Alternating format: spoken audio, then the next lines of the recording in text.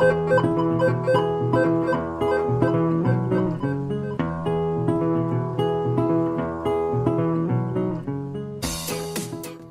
to the All Metal Mode podcast with your host, Michael Hare. Tune in every Monday night, 8 p.m. Eastern with co-host Gypsy Jules, and every Tuesday night at 8 p.m. Eastern with Matt Hoffman as we talk to guests, discuss metal detectors, equipment, and everything treasure related. Feel free to join in the discussion in the chat room during the show, and please, if you like what you hear, we'd appreciate you taking a moment to hit that like button and share the link with your friends. We hope you enjoy the show. The All Metal Mode podcast starts right now.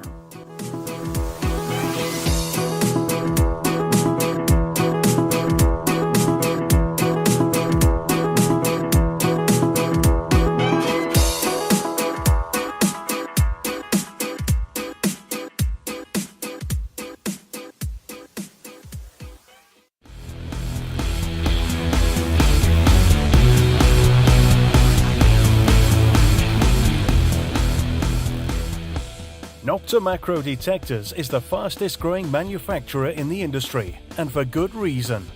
Many detectorists, including Mike Hare, call us the most innovative, but we are so much more than that. We listen to and care about our customers. We also offer a wide range of detectors to fit all of your needs. Come check out all of our products today at www.noctadetectors.com. Detectors for everyone, everywhere. A lifetime.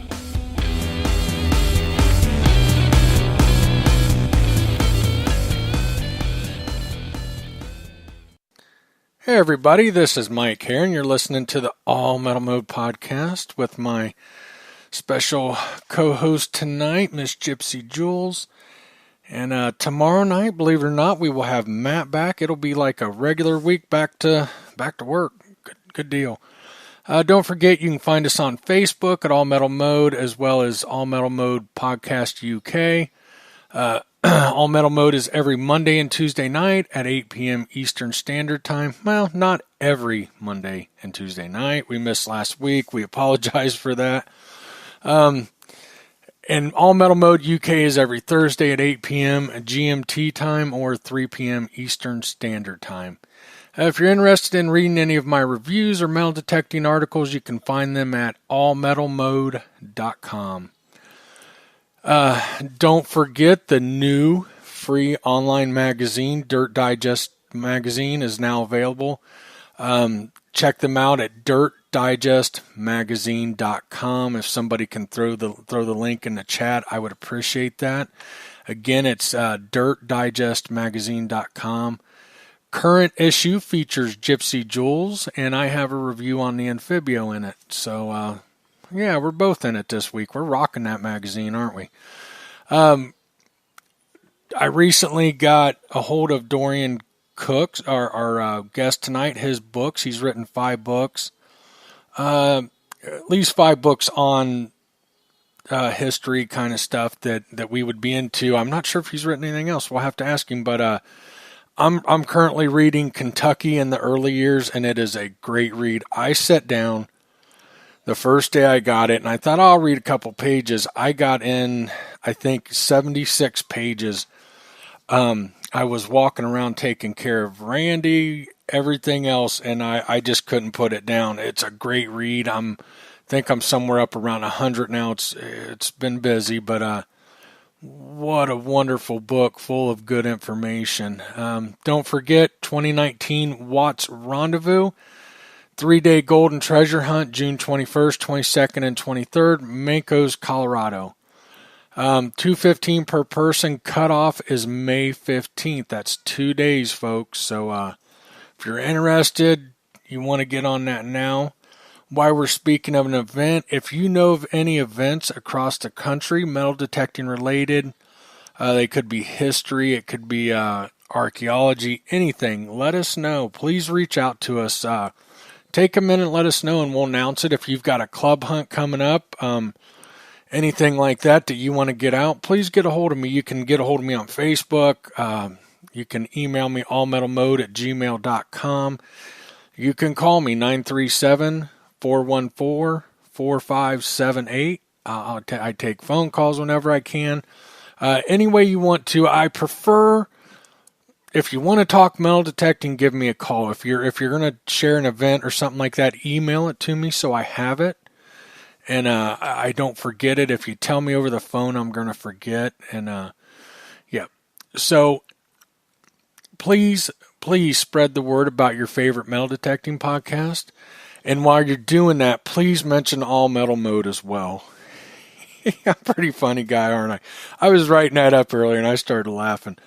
We would really appreciate it if if you're in a group that you think people will be interested, or help us share it and get the word out about the podcast. We'd really appreciate it. If you want the promo that I do each week to spread around to groups or your group or wherever, get a hold of me. I'll be happy to send it to you. Of course, I post it on my Facebook all the time. You can share it, whatever you want. If you help us spread the word and you have a group or a channel, a YouTube channel, or whatever you might have metal detecting related, we would be more than happy to return the favor and announce you on the show. We would really appreciate it.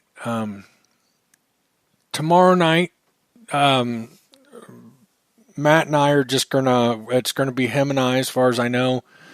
I want to talk about shafts, metal detecting shafts that I've been working on. And I'd like to go over field hunting. I know we've done some shows on field hunting and stuff. But I've had a lot of questions lately, and I think I'm going to touch up on the subject. And I'm looking for in the chat, see if I don't see Bill Marsh in. But I'm hoping I can convince Bill Marsh to call in tomorrow night and at least talk to us for a little bit. If not, maybe I can get him to join us in the chat and ask some questions from him, because he's a wealth of knowledge on field hunting as well. So let's get to it. Gypsy, how you doing? I'm doing wonderful. Good. For those of you who didn't see, Gypsy was in Fort Worth last weekend and came down as she was going back home. She stopped by my house and I made her dinner and we talked, and I got a picture with her. And Monkey, she's got a new best BFF. Monkey, they were sitting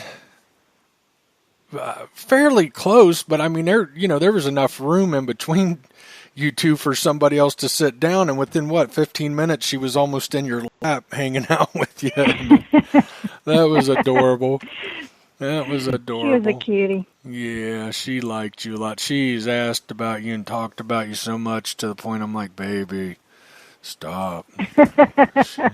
She definitely liked you. Matter of fact, the last thing she said about you, she said, Steph has a friend, Kalina. And just out of nowhere, we weren't talking, and she goes, you know what, I think Gypsy and Kalina need to come hang out sometime and meet each other. And it's just so funny because it came out of nowhere. Like, we weren't talking about anything. We were watching TV, and I think I was trying to put Randy to sleep, and she brought that up, and I thought that was cute. She's adorable. But yeah, you made a new best friend there, let me tell you. She has talked about you a lot. Yeah, and then you've gotten out, haven't you? Yeah, I've gotten out a few times. I got to go out yesterday with a YouTube friend. He actually had won one of my giveaways about a year ago. How cool. Giving away I was giving away like some zero discrimination YouTube shirts and sweatshirt, hoodies and stuff, probably for, 3,000 or 4,000 subscribers. I don't even remember. And anyway, I was giving away some stuff, and he was one of my winners.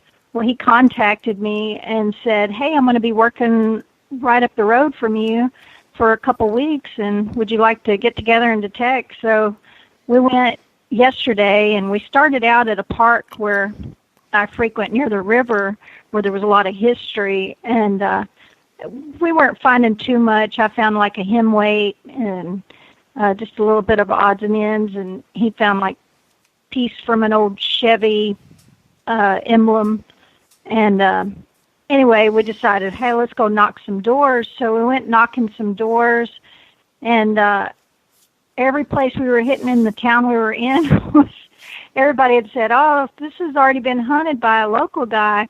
And one lady, finally the last one we had tried, she was about to give us permission, but she was like, oh, it's been hunted by this guy. He lives like 3 blocks from here. Oh. Several times. And so we're like, okay, so maybe we need to find a new area. So the town over, we decided, well, we'll go over there. And so I didn't know, I'm not as familiar with that town and where the old houses are. So we were looking on Zillow and trying to find some old houses, and we just happened to see one that had a historical marker. And pulled in, and we were about to drive away. He had knocked on the front door, then went around to the side door, couldn't get anybody to come. So we're like, okay, I guess they're not home. So we're backing out, and finally this man comes out the side door in the driveway. So he gets out and goes over there and asks permission, and the guy gives us permission.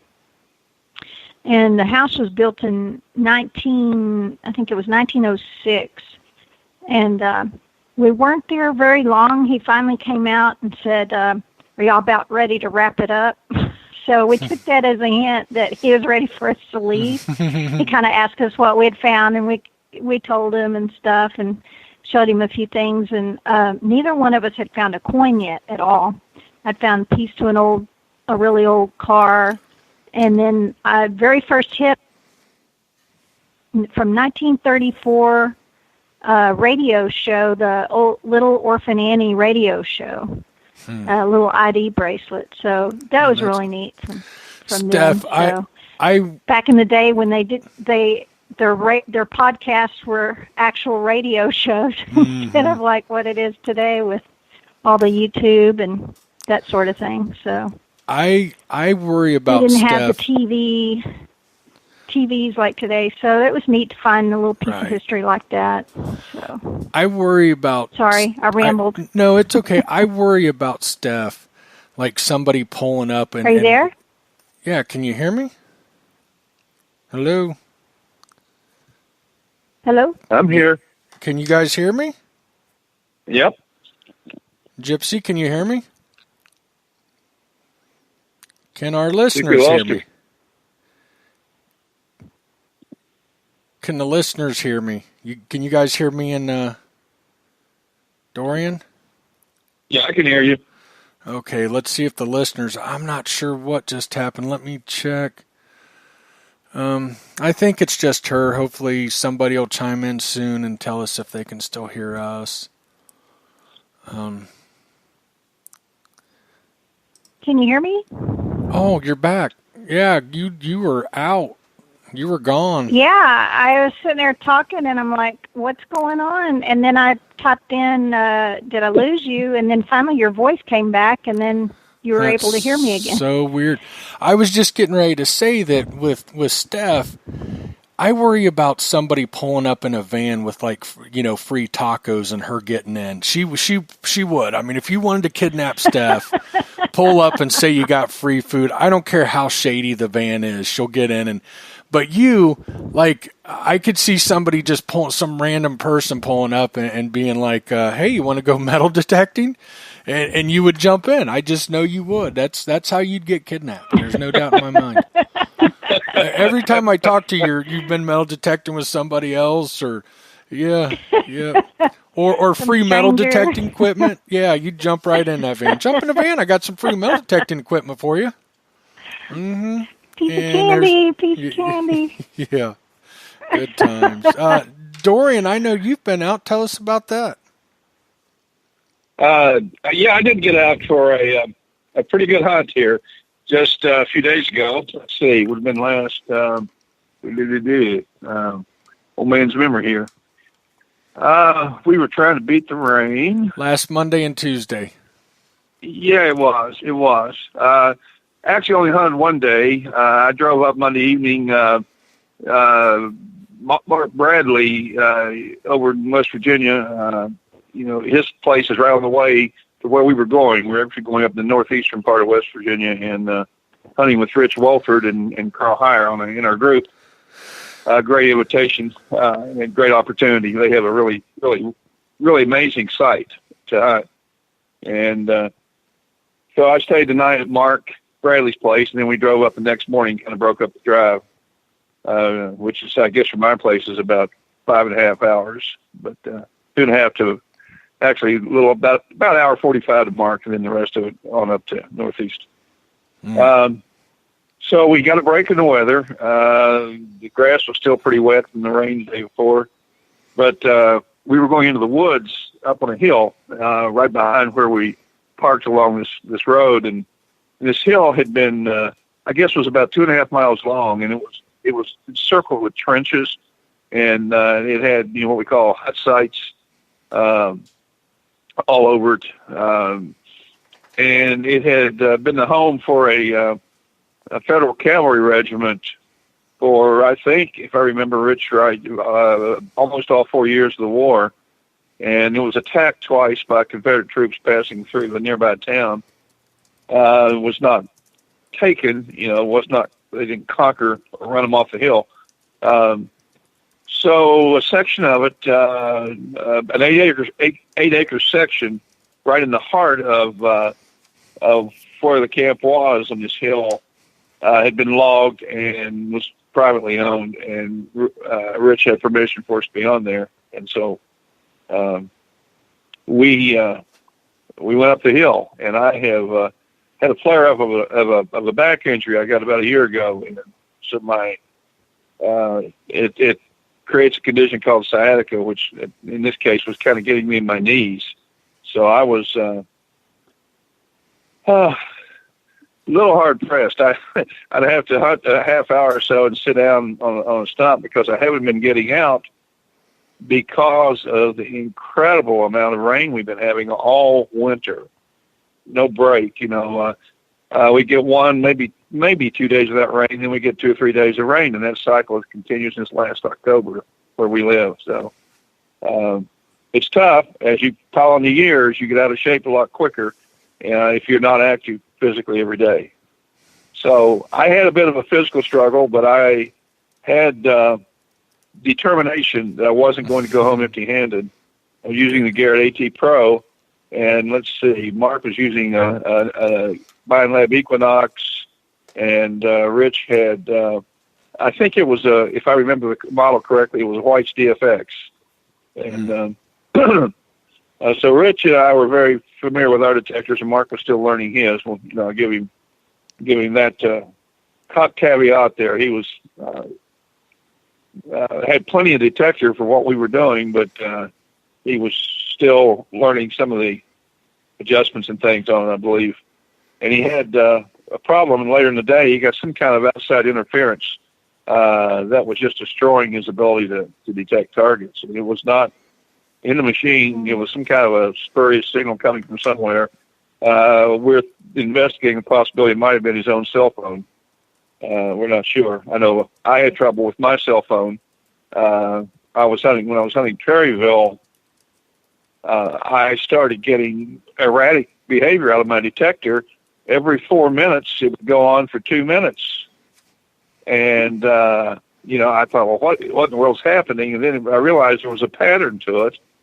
And what was going on was my cell phone was activating every 4 minutes and telling somebody somewhere where I was. And it would broadcast for 2 minutes. And when it did, it just caused major interference with my AT Pro. So I had to turn off the cell phone, and the problem was solved instantly. But anyway, I managed to find 9 Civil War artifacts for the day's hunt, and that was probably, I hunted from about 9:30 in the morning, and I had to give it up about 2 in the afternoon. But I was pretty pleased at the performance, and I was certainly getting the depth I wanted to get out of the machine. Most of my finds were mini balls. I did find a button, and Rich spent some time digging fire pits and hut sites, so he wasn't detecting the whole time. He probably would have had more finds than me if he had. But I was the winner in terms of the quantity of finds for the day at 9. Thankfully, Carl Myers had to work that day. I say thankfully because that boy really dogs it, and the things he's posting in our group, he's finding 15, 20 mini balls a day at least when he goes up there. Wow. Found a nice Civil War sword scabbard just a day or so ago, and posted that. So a lot of stuff's going to come off this hill. They found a couple of belt buckles or cartridge box plates actually, and there should be a lot more stuff coming off that hill because I don't think it's been hunted in modern time. Maybe back in the 70s with the older detectors, but I think the newer ones are going to get some deeper stuff. Although, some of my finds were as shallow as 2 inches. So that tells me that the site's not been really heavily hunted. And that's a good site. I think probably my greatest finds were, this was the first time that, actually the second time that Mark and Rich and I hunted together. And I guess Rich and I talked about too. And we had a big time. I brought my bullet identification book, and we sat around for hours there and identified different bullets they were finding up there on the hill. And then when Carl showed up after work, we all went out to eat and had just a wonderful evening talking metal detecting and experiences and things like that. So that's about it. Yeah, sounds like fun. I don't know how I've gotten out since I got out yesterday. Jeez. And I got to play with my new shaft. I've talked to both of you about that. We're going to talk about that some tomorrow night. I'm excited to kind of share, but I've been out. I think I've been out since then, since our last show too. I've been getting out and enjoying the weather, and it's sure been nice out. And before it gets too hot here in Texas, but yeah, I think it's been kind of a nice spring here, hasn't it, Gypsy? Oh, yeah. Mm-hmm. We've gotten a lot of rain, though. It was easy digging yesterday. I'll tell you that. That's the worth ground was so soft and easy. Mm-hmm. Increases that sensitivity. But the only thing about where I dig is there's so many rocks. I can't even begin to tell you. Every time you stick your shovel in, it's rock. You're hitting a rock, so you have to find a way to go around it. No fun. Before we get started, Dorian, let's talk about your books. I'm reading Kentucky in the early years, and I don't know if you heard while you were waiting, me talking about it. What a fantastic book! Can you tell us about your books and tell people how they can get them? Sure. In the way of background, I started writing articles for the treasure magazines back in the 70s when I worked for Charles Garrett. Publicity was kind of part of my job as a marketing director. And so I began writing about my experiences relic hunting back then. And I've had a relationship with Western Eastern Treasures magazine since 1970. Let's see. I think 1977, I believe, was when I first started writing for them. So, I got a lot of experience writing over the years. I amazingly never had an article rejected by Western Eastern. I also wrote for Lost Treasure and Treasure Magazine, some of the others that are gone now. But see, they should have kept me writing for them. Maybe they'd still be here. No, I'm joking. So that's kind of how I cut my teeth on writing, and you can go to school and be taught this, that, and the other thing, but there's no substitute for writing. The more you write, hopefully the better you get at it. And I finally ended up writing a local history column with some of the stories you're reading as a public service for our local county newspaper. And they would publish, one episode a week. I mean, one day that, hey, if I put these all together, I'd have a book. Mm-hmm. And so I ended up writing the actual name of the book is Heroes and Hostiles, but it's in the series called Kentucky in the Early Years. I've got 2 volumes written so far. Mm-hmm.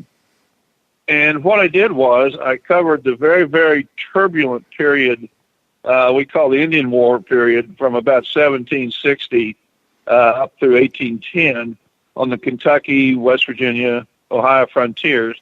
And there's an awful lot of incredible events that occurred that, I know I was never taught in school. I mean, they gave us a few of the highlights. But, man, when you start digging into the available history, you discover amazing, amazing things. For example, and what I decided to do was to assemble some of these true stories, into a book that were stories that were, they just aren't very well known.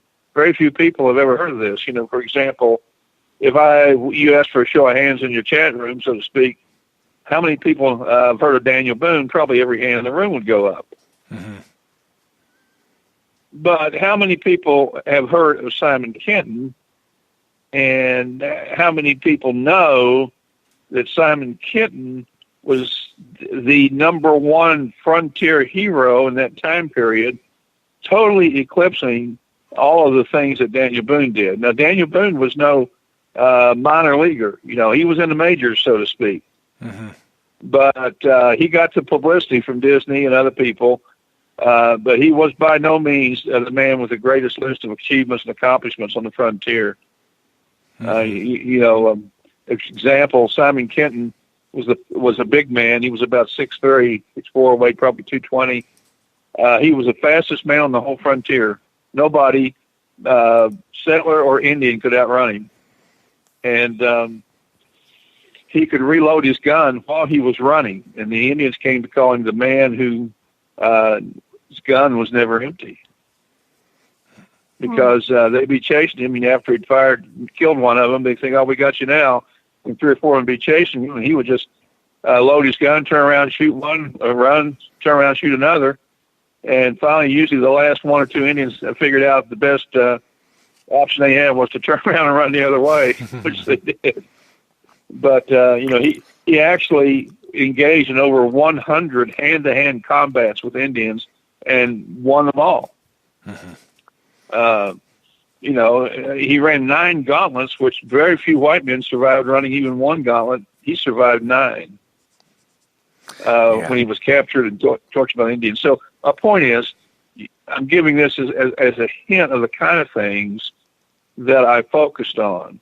Mm-hmm. There's a story in there about the time that Simon Kenton saved Daniel Boone's life when Daniel Boone had been shot in the leg by the Indians and broke his leg.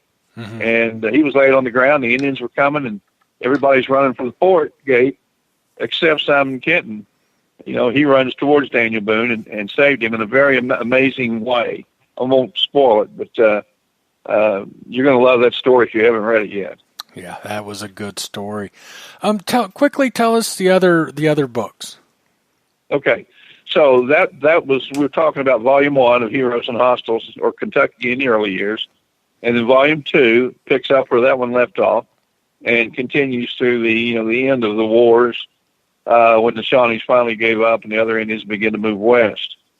Then I wrote 3 books in the series called Kentucky in the Civil War Years. And the first book is about the biggest battle fought during the Civil War in Kentucky, which was called Perryville. And it was actually one of the 20th biggest battles of the whole Civil War and had probably close to 10,000 casualties. So it was quite a battle involving tens of thousands of men and very desperate battle. Then I decided to write a book on John Hunt Morgan, who was basically, you might say, Kentucky's first terrorist. And quite an amazing story. I was able to get a book written in 1864, right at the time that Morgan was making all these famous raids into Kentucky, capturing some of its cities and so on, and finally got captured himself in Ohio. And then he escaped from prison, and it just goes on and on. It's I'll tell you what, this book would make a great TV miniseries. It really would. And the amazing thing is, it's all true. It's I found that just that these stories could be written like adventure fiction. And I really don't think you'll find any adventure fiction more exciting than these stories, and yet you're going to have the benefit of being educated by them because they are true. They're all about true events. Right. Now, so, I'm sorry. No, go ahead. Go ahead. Anyway, Nope, you go. Okay, well, I'm just going to quickly mention the third book in the series. It's called Battle to Battle, and what it does, it covers the other major battles in Kentucky. They weren't as big as Perryville, but many of them were very, very important. One of them, the Battle of Richmond, Kentucky, which maybe a lot of your listeners have never heard of. They've heard of Richmond, Virginia, but not Richmond, Kentucky. It was the worst defeat suffered by the Federal Army in the entire Civil War. And how many people know that? Yeah, I'd never heard that. Yeah, and the amazing thing about it was the Federal general was a man you never heard of, a man named Marlon Manson, and he did everything right and had everything possible go wrong. So it makes for a fascinating read. I mean, I love to go back and just read the story again because the poor guy, he should have been one of the top generals in the Civil War, but that battle finished his career, and yet he'd done nothing. He'd done nothing wrong at all. Oh wow, that's interesting. Yeah, I can't wait to read it. I think I'll finish the second volume, and then I'll get into the John Hunt Morgan's Raiders stuff, and then I'll go to the other two because those are the closest to my heart. Because sure. your book does talk a lot about Ohio and some of the stuff going in Ohio as well, and being from Ohio, and of course, John Hunt Morgan went up into Ohio, and very good read though, and let's use that to the book I'm reading. I'm sorry, I'm at a loss for words here. I think you have some really amazing stories in there about Kentucky and why the Indians didn't use it except to hunt. They didn't live on it. Do you mind sharing some of that with our listeners? And it really fits into what we've got going on tonight. It does. You're absolutely right. There is a chapter in the book called The Mystery of the White Indians.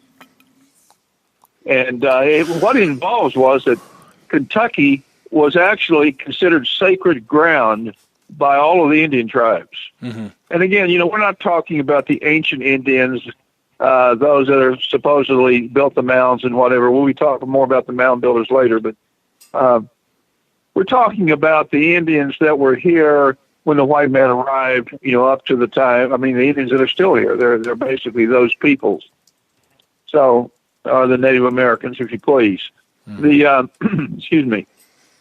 Pardon me, just said. All right, try again there. The reason why that the Indians held Kentucky to be sacred ground involved a mysterious tribe of white Indians. Now, what Kentucky was used for during the time of Daniel Boone, and Simon Kenton and all the frontiersmen that were taking over the land and settling it, it was being used as a hunting ground. It was kind of a neutral area where Indians of different tribes that were actually enemies, it was like a automatic truce. You didn't, if you came across them in Kentucky, you didn't fight because of this idea that it was sacred ground.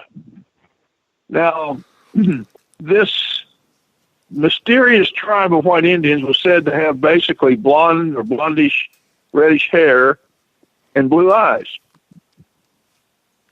And so I began digging into some of the legends and some of the history, and I found that a Welsh prince named Madoc apparently made 3 trips to the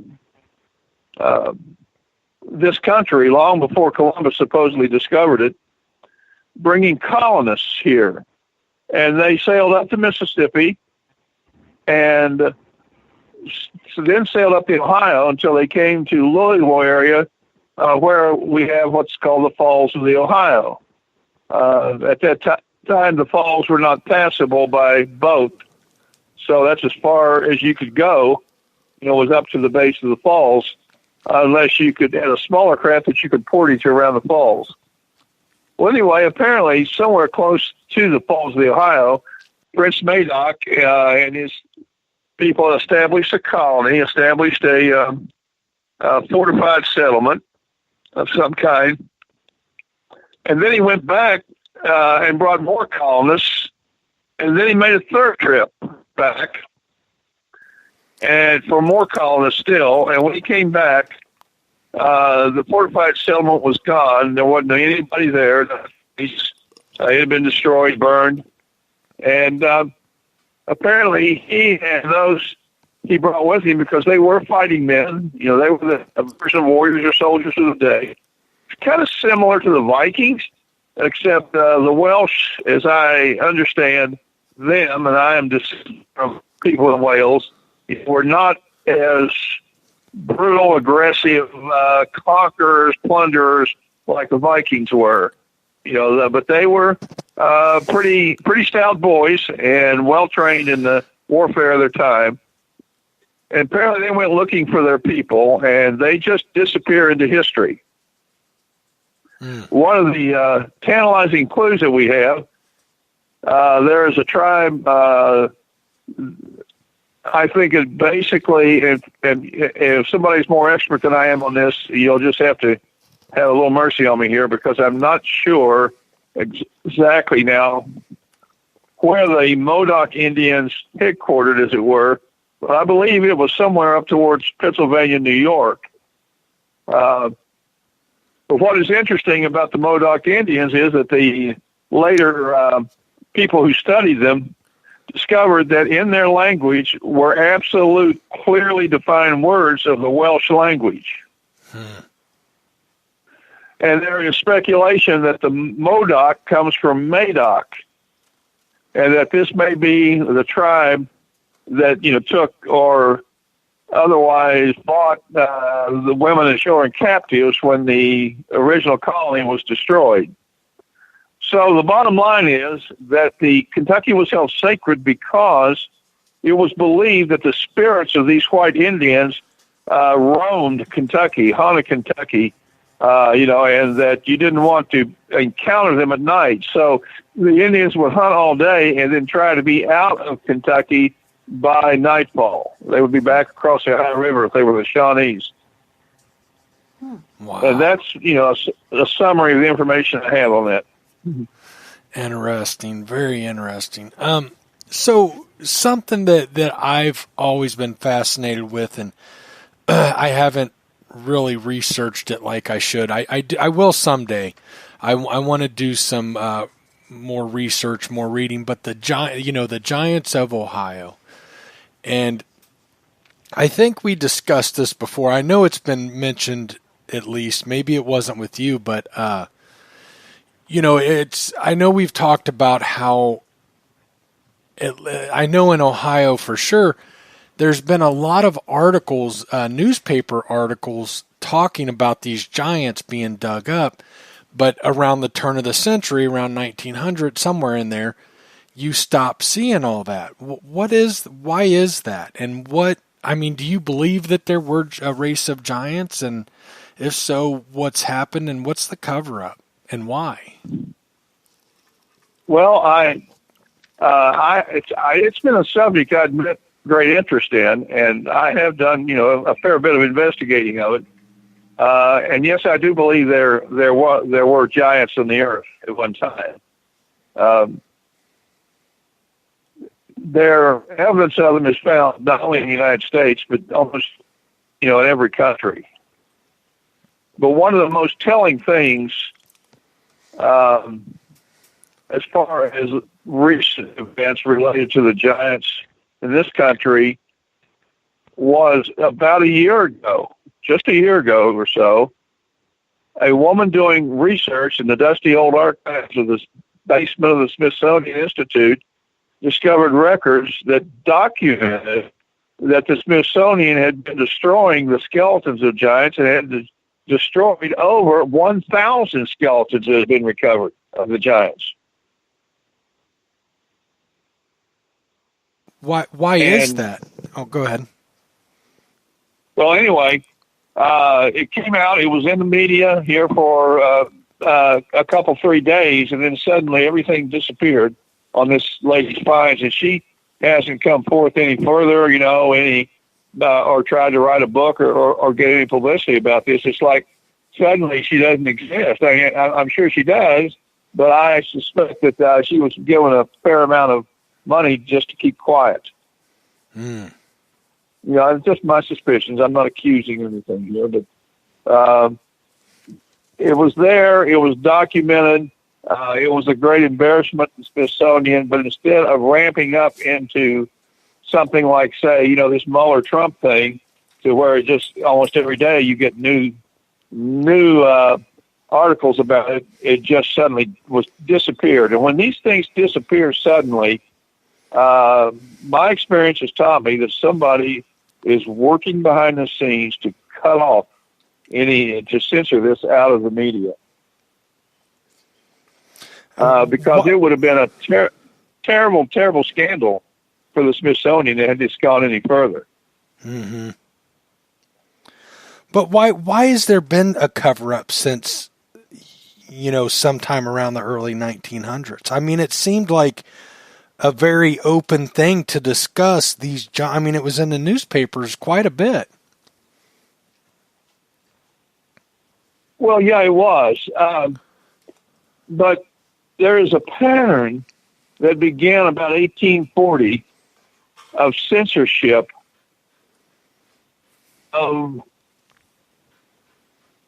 things found, archaeological ruins, remains, etc., that did not agree with the papers and books that had been written by the country's top educators and archaeologists and historians. Rather than them going back and revising their great works and admitting that they were wrong, that they had taken and published their theories in many cases as facts with nothing to really back them up, except their exalted position at some highfalutin university. Mm-hmm. So that obviously, to me, has had a great part in, what's happened. You have, for example, there's a magazine, I think it's called Biblical Archaeology. And you would have a hard time finding probably an archaeologist associated with that magazine that actually believes in the Bible. You would think that magazine would be written by archaeologists that do, but that's not the case. Archaeology today is dominated by people who are basically atheists or agnostic, and they're not interested in proving anything along the lines of religion other than the fact that there isn't any such thing. They have an agenda, and they have dominated that, and they have covered up the things which contradict what they want you and I to believe. Mm-hmm. It's the only explanation that really fits for why all of this stuff is being covered up. We know that after 1840, major censorship began to appear in terms of the publishing industry, and a lot of books that had information on books that they were taking books that had been written before 1840 that had information about discoveries in archaeology and stuff that didn't fit the record we are allowed to see today. Those who had been inspired by reading those books examined, found more, wanted to write their books, but they discovered they couldn't get their books published after 1840. So there was a major censorship in the publishing world, and it's continued to this day, actually. Interesting. So, wow. Okay. And I think we all know that some of the pictures of the skeletons being dug up on YouTube and stuff are fake. Right. You know, right. I have no trouble handling that. But you know, having personally held a first joint of a thumb bone of what may be a very famous person in the Bible that is bigger than my middle finger, and I'm 6'1", I've actually held the bone, a giant finger bone, and it's, good grief, it's 3 times as thick as our finger bones, and 3 times as long. Wow. The joints between the knuckles. So that can't be faked. Yeah. And it's in a private museum hidden away in Tennessee that I was allowed to visit and see. I'm sorry, not trying to get off track. You kind of sometimes, Dorian, don't take this personal. I hope you take this as a compliment. You kind of overwhelm me, and I get flustered and where to go next and stuff. But we do have some question in the group. Well, not a question. Wayne said just like the Egyptians were in the United States. Do you? I believe you and I have talked, and if I remember correctly, you do believe they were. And then, so if you don't mind elaborating on that, and what other cultures do you think were here pre-Columbus? Okay. Yeah. Maybe let me go back and give you a little bit of history. We'll work up to the Egyptians here in a moment. There was a group, and most of us have heard the term, just don't know a lot about these people, called the Phoenicians. And, they had a lot to do with the development of an alphabet, one thing and another, supposedly. Well, their big thing was they were ocean-going people. They had ocean-going ships as early as 1000 BC. Mm-hmm. And they were basically employed by King Solomon of Israel, who, was a historical person. I'm going to have to talk about people that were historical figures that are mentioned in the Bible. So I'm not hawking religion to anybody tonight. No, that's fine. You go where you. Hey, this subject is enough controversy anyhow. So if we're going to do it, let's do it upright. Okay, sure. Yeah. I've done, the reason I did biblical archaeology in Israel was to try to prove, to actually, be involved in seeing physical evidence that either proved or disproved accounts of certain events in the Bible. I wanted to know, can the Bible history record be depended on? And so far, everything that I've been able to examine and get involved in, I have found the physical evidence matches the biblical accounts perfectly in physical record. So the Phoenicians, Solomon was supposedly the richest king ever, and he had all kinds of gold, all kinds of silver, and so much brass they couldn't even count it all. It wasn't valued very highly because they had so much. And it is an absolute statistical fact that they have determined that in the upper Michigan Peninsula, over 500,000 tons of copper was mined, and it was mined around 1000 BC, the time when Solomon was reigning in Israel. They have found, by the design of miners' tools that were left, by coins that were both Phoenician and Israelite that have been found in those ruins, that clearly identifies the miners. Mm-hmm. So the Phoenicians were in that area mining copper and taking it back to Israel, because there's no other place in the world that much copper appears except in Israel at that time.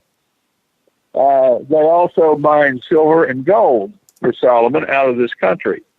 That was their goal. The Phoenicians are the mound builders. The Indians did not build the mounds. I'm sorry, but that is altered history. The truth is the Indians did not do that. These mounds are, in many cases, almost exact duplicates of the ones you find in Ireland and Scotland. They've taken things out of those mounds, like figures of mother and child, Mary holding a little baby Jesus, those have been found in the mounds. Actual engraved tablets of the Ten Commandments have been found in the mounds. There's all kinds of things like that have been deliberately covered up. So the mounds could be attributed to the Native American peoples, but the Native American peoples just didn't build mounds. They didn't do that. They were nomadic. They were nomadic, and they did build some huts and things on their sites, but nothing that involved for example, there's one in Cincinnati in a county park. It covers 10 acres, and it has giant dirt walls 10 feet high and 30 feet thick at the base that surround this complex. And I walked these mounds and hills and everything, and it involved the moving of hundreds of thousands of tons of dirt. And it just wasn't something, you didn't see a trace of that kind of behavior, in all the Indian tribes. They just didn't do that. Their mounds were very, very small for burial. I've seen the mounds that the Seminoles built down in Florida, in the swamps, the Everglades, and things like that, and they're very, very small. They're just the ones I saw were maybe they stuck up 36 inches above the ground and maybe were 8-10 feet long and 4 or 5 feet wide. They just weren't those giant earthworks and things that we see in Ohio and stuff like that. So now, what do you? Sorry, real quick. In Ohio, Fort Ancient and the Serpent Mound. What's your thoughts on those? Fort Ancient was actually a center for the Phoenicians who were mining silver out of along the Little Miami River in Ohio. They mined that silver. They actually enslaved some of the Indians to work in those mines. And so when they left, that's how the Shawnees and the other tribes knew where the silver was. Their ancestors or fathers or grandfathers had been slaves working for the Phoenicians. And the Phoenicians left before all of the silver and gold and copper was gone. There's still unbelievable amounts of copper left up there in the upper Michigan Peninsula. Metal detector people up there find copper nuggets weighing 200 to 300, 400 pounds. Wow. That's incredible. I talked to one guy who spent 4 days digging one out of the ground. Amazing. Oh my gosh. Amazing. Yeah. So Fort Ancient is part of, you believe, is part of Phoenician culture that was I believe it was a major headquarters for the Phoenicians, and that was built as a defensive works to protect them from, the Native Americans.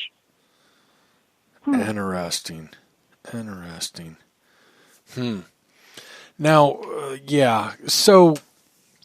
Oh, may I offer one other piece of information?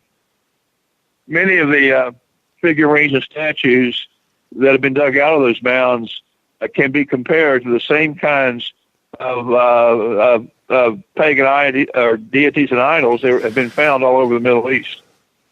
Really? Yep. Now, why don't we hear about that? Again, Mike, I'm going to go back to the fact that you had a bunch of people who were associated with our higher institutions of learning right from the start, and they published, and they didn't want to be embarrassed by having what they published corrected by people who found additional evidence that disproved, like I said, they published theories as facts and said, basically, look, I'm the professional here. I'm the one who's been educated in this institution of higher learning. Therefore, you don't argue with me. You don't contest what I write. I understand that, and I believe that.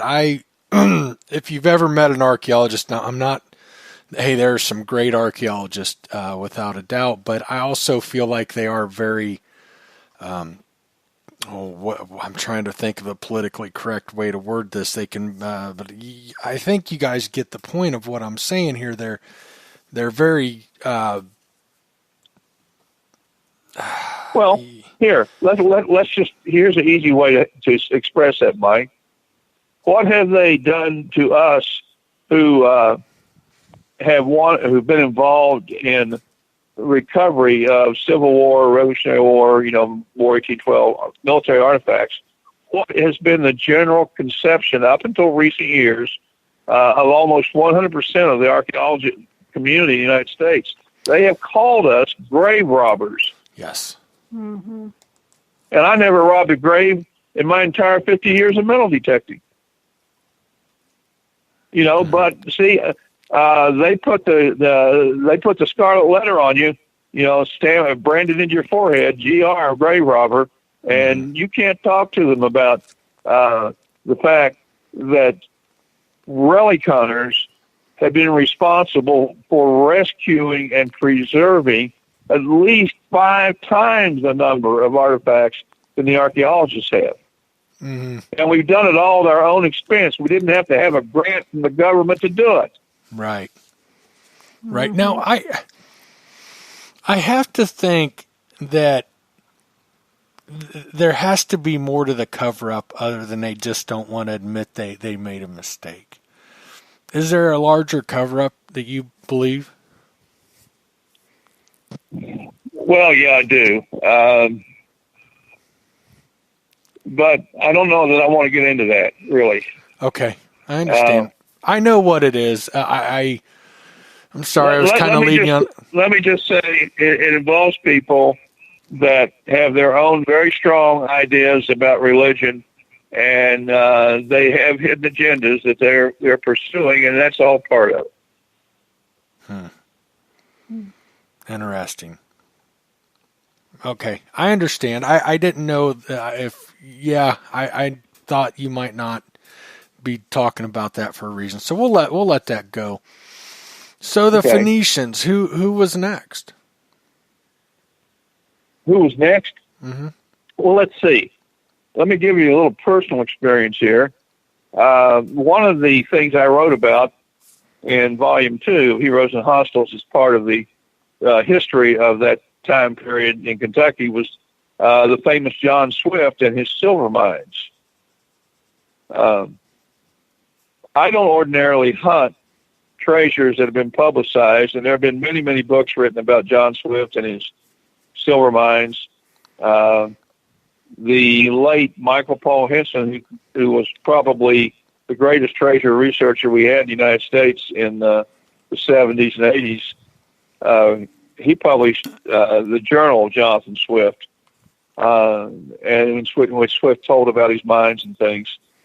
And I had some proprietary information that caused me to hunt John Swift, and I worked in that project for almost 30 years off and on, and I did find 3 and maybe 4 of his famous silver mines located down the Daniel Boone National Forest today in central Kentucky.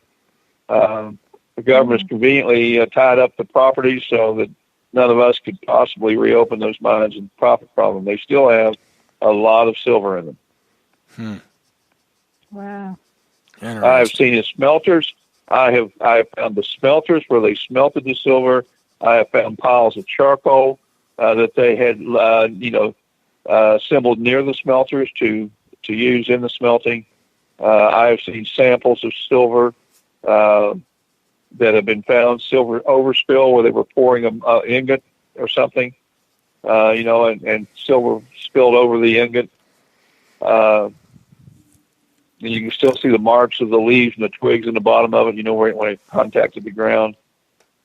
And yet the geologists tell us there is no silver in Kentucky. And they couldn't be more wrong. There's a number of veins of silver that start down near McKee, Kentucky, Mike, and they run north, slightly north, just barely northwest. And they come right up, probably right through the valley where I'm living, frankly. I may have silver underneath my property. They go under the Ohio River. And they come back up inside Adams County, and they end in Adams County. And the silver where it surfaces in Adams County is very low quality compared to what's down in central Kentucky. The silver is about 15% in the ore. And down in the central Kentucky, the Silver Swift mine was in veins in sandstone, and it was 70% pure, which is awesome. That's way above the Western Silver out in Nevada, where they had the big, silver rush and everything out there. Way above that. Wow, that's incredible. So, I mean, but anyway, yeah. Swiss mines were originally worked by the Phoenicians. But down in that area, while I was searching for them, I walked a lot of miles along mountains and underneath rock cliffs of gigantic size. It was just a thrill just being there and seeing this awesome geology. I saw Phoenician carvings. I saw Viking runes. I saw Irish Ogham writing. I saw, what was another one? Yeah. I've got pictures of some of the.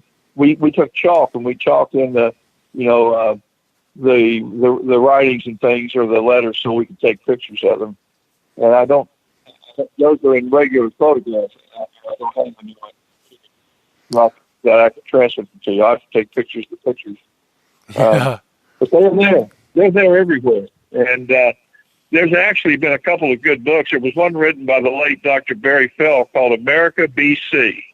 Anyone who wants to explore all of these things I'm telling you about all these people being here before Columbus, I highly recommend the book called America BC.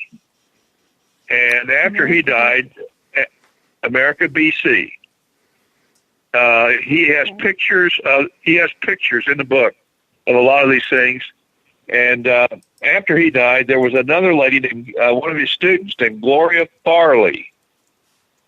And she wrote a book that just picks up where he left off and gives even more evidence. And the title escapes me at the moment, but if you'll look up the author Gloria Farley, Farley, and those two books are a super great primer for those of you that want to carry this subject further. Okay. Interesting. Yeah, I'm sorry. I'm looking it up right now. I want to bookmark these. And I'm writing. I'm writing it down. Okay. You guys asked me about the Egyptians, and I didn't want to bring them into it. Okay. The Egyptians apparently predate, their presence here predates even the Phoenicians. Okay. So the latest thing about the Egyptians is this so-called, it started out with a cave that had Egyptian hieroglyphics and things in it down in the bottom of the Grand Canyon. And now they're saying it's an entire city. And I suspect some of this is just exaggeration. I don't know. I do believe that there is the evidence of Egyptian presence in the bottom of the Grand Canyon because the federal government has closed off all access to this cave. That is a fact. There's something in that cave they don't want the public to see. Those few who've been in the cave say it's all Egyptian. Really? Yeah, we had a guest on a while back, Terry Carter, and that's what he specializes in. He has a YouTube channel, and he just does interviews and with people that, and he goes a lot out to look at some of these things. He especially loves to investigate hieroglyphics and petroglyphs, and especially petroglyphs and stuff like that all over the U.S. And his name is Terry Carter. I don't know if I mentioned that. Okay, sorry. I've seen some of his YouTube videos. So I know you're talking about. Yeah. So one thing that I know, he went down into the Grand Canyon, and they were him and I think he took some people with him, and they were looking for some hieroglyphs or some sort of petroglyphs and Egyptian things that they had seen, and also seen photos of down in the Grand Canyon. And I know there was one video he had. I don't know if I watched it all, but I've heard that more than once now, until what you just mentioned. I didn't know that about the cave and all of that, but it sounds like there's beginning to be more and more evidence along that lines of them being right there in the Grand Canyons. But interesting enough, he had sent me a photo of when he was in Colorado. We were at the Watts Rendezvous last year in Colorado, and he had asked me if I wanted to go see this petroglyph with him, and I was, busy detecting with the hunt and stuff, and I didn't go, and I wish I would have, because he took some photos and he'd sent them to me of this one petroglyph that he was standing in. It looked very Egyptian to me. Okay. Anyway. Okay, let me add one little thing in the mix on Egyptians.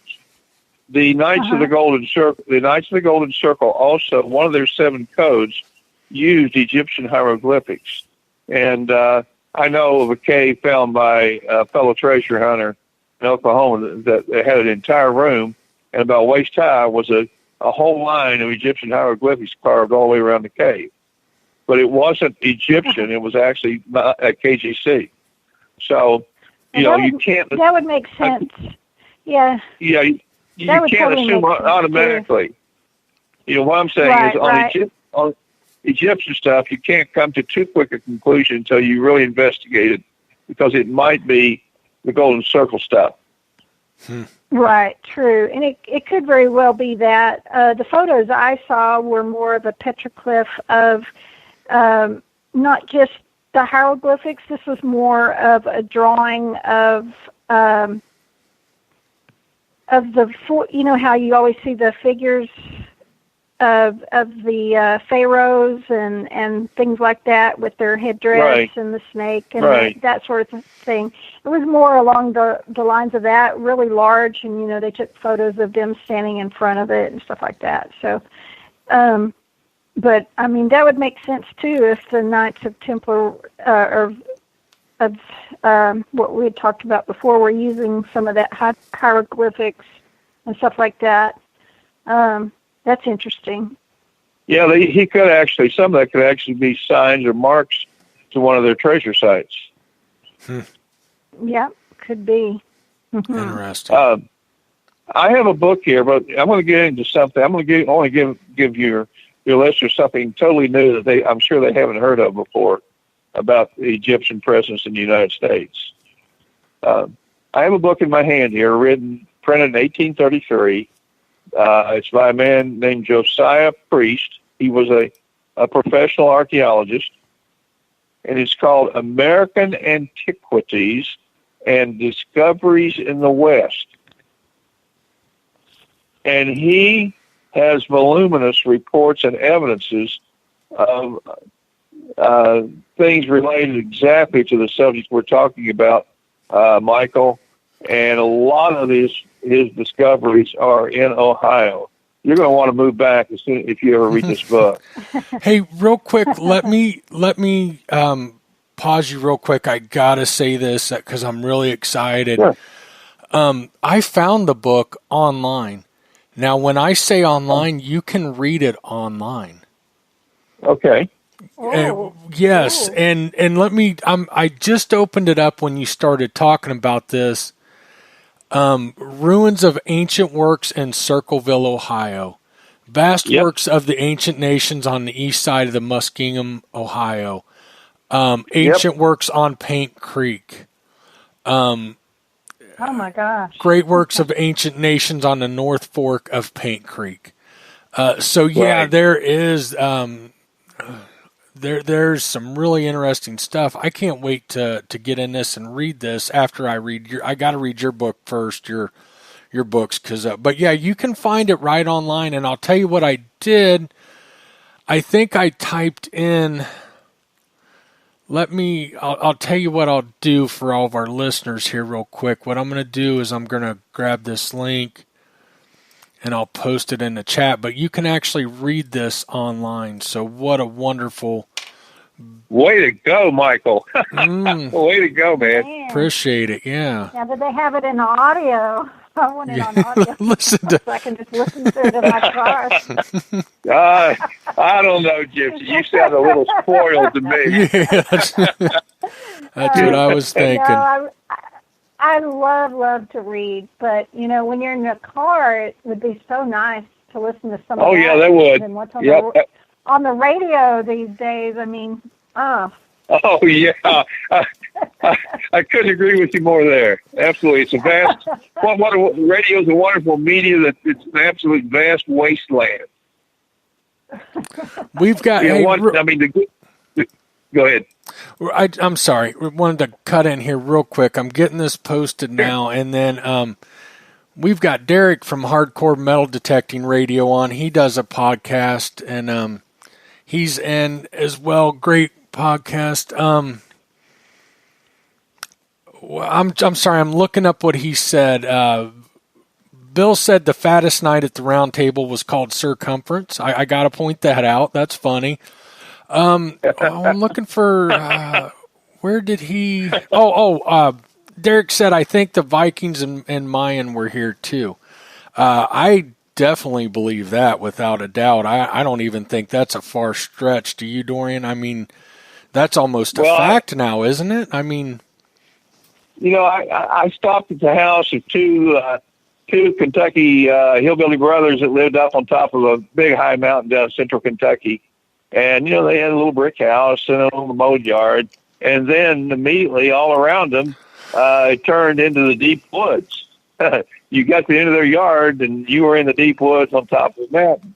Mm-hmm. So I was talking to them about John Swift's Silver because they had helped the man from Indianapolis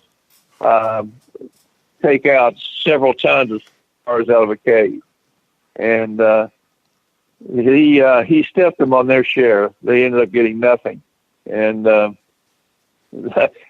and I knew they were telling me the truth because when they told me the story, both of them got red in the face and got so angry they couldn't see straight. So I knew they truly had suffered that injury they were talking about. Well, anyway, they said, with us, we want to show you something. So we walk over to the left side of their house, across the yard to the edge of the woods. And there's a there's a trail going into the woods. So we walked into that trail, maybe 30 or 40 feet. We're barely out of their yard. And here's a big square boulder. And, buddy, it's full of rows of Viking words carved on it. Mm. So there's my answer to Derek here. You better believe the Vikings were here. Yeah, interesting. You also might want to look up. Here's one for you to look up online, and I'm sure you'll get pictures. I have been there personally.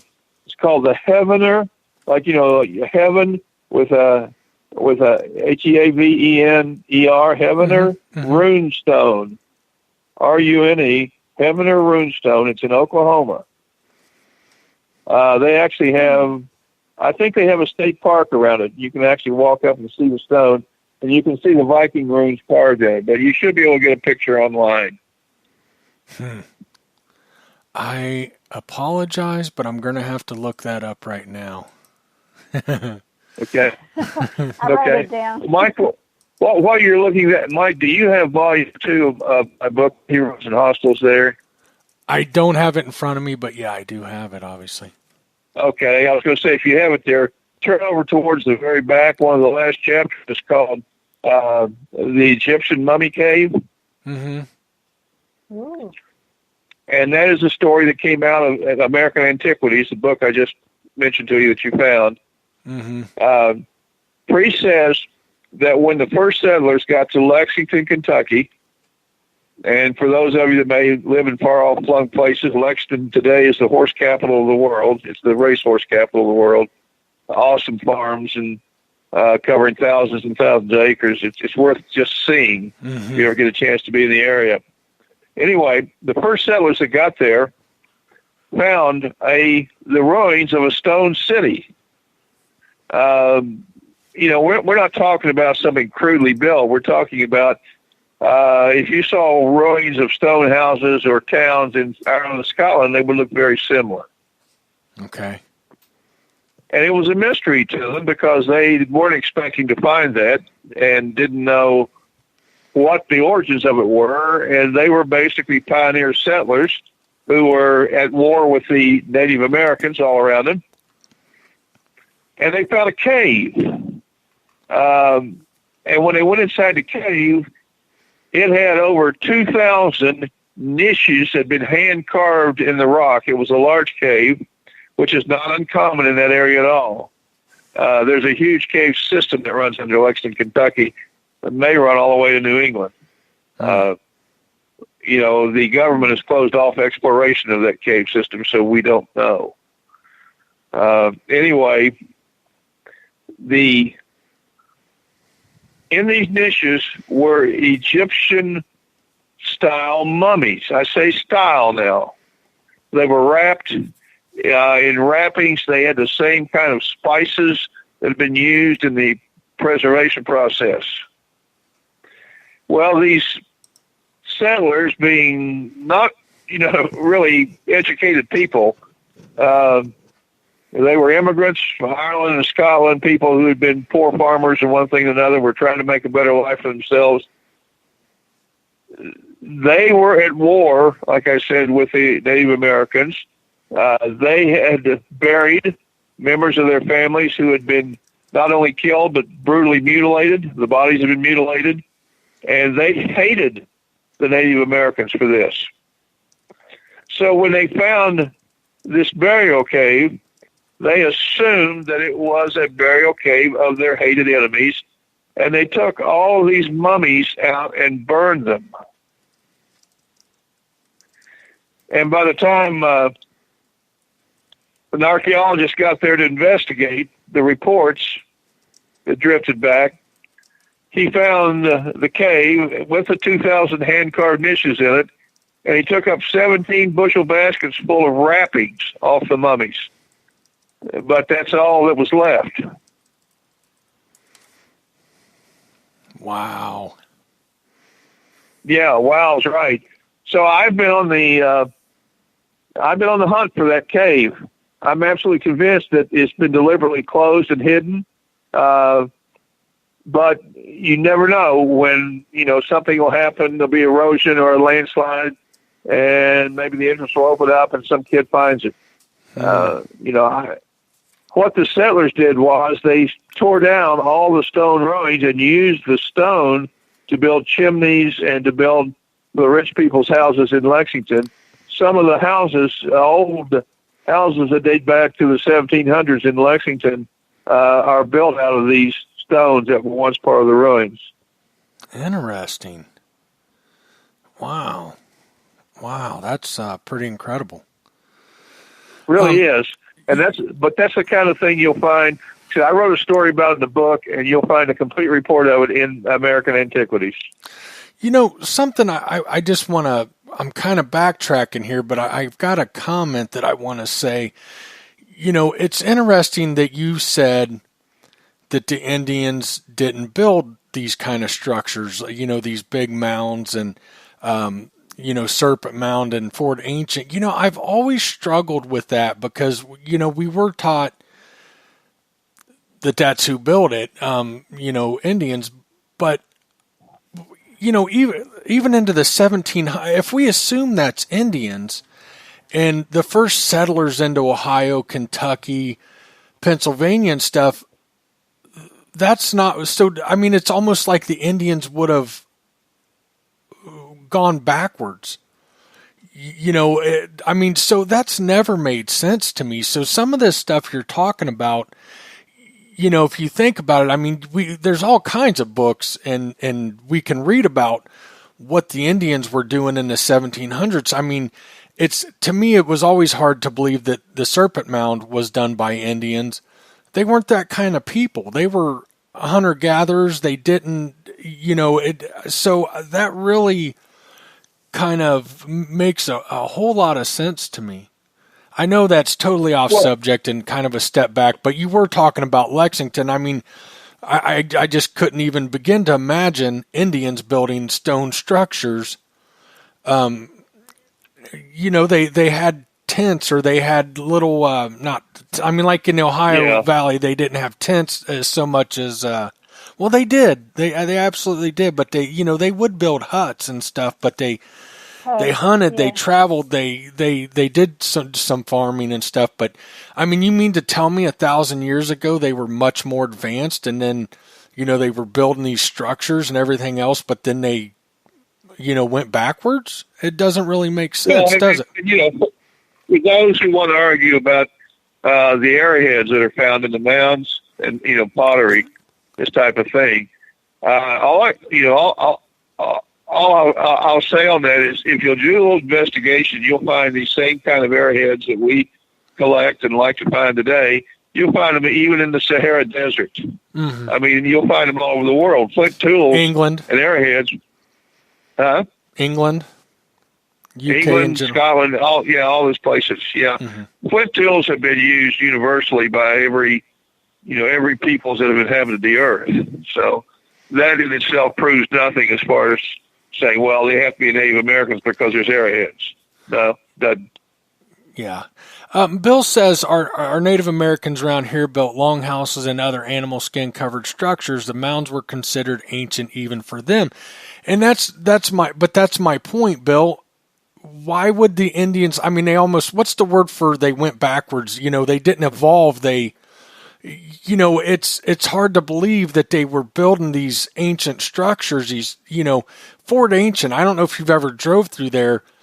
Yes. They moved tons and tons and tons of dirt. So who were those? That's hard for me to believe that was Indians when the 1600s, 1700s. I know that's still. Oh, how am I trying to say it? That's way more modern. But what I'm getting at, did they go backwards? I mean, why did that stuff stop? Why did these ancient earthworks and those things stop unless somebody else completely built them? Is my theory, has always been my theory. It never made sense to me. Well, the fact is that Solomon reached a point where he didn't need any more gold or silver or copper. And so the mining operations stopped, and the Phoenicians, abandoned their forts and their mines, and they came back, they went back to the Middle East.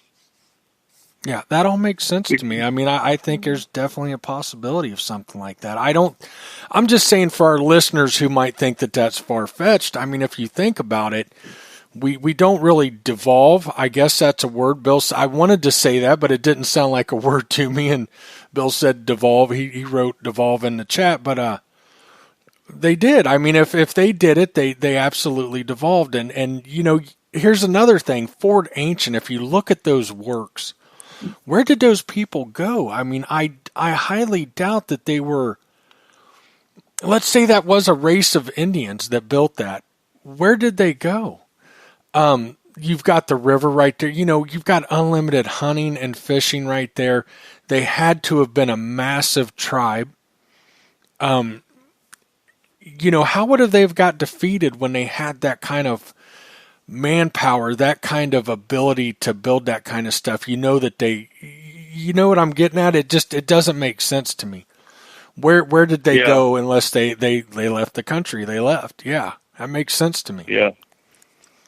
Yeah, it's if you ever travel in Ireland, Scotland, the people there, the Celtic peoples were natural. They just were gifted at stonework, building stone structures, stone walls, stone houses, and we find some of those.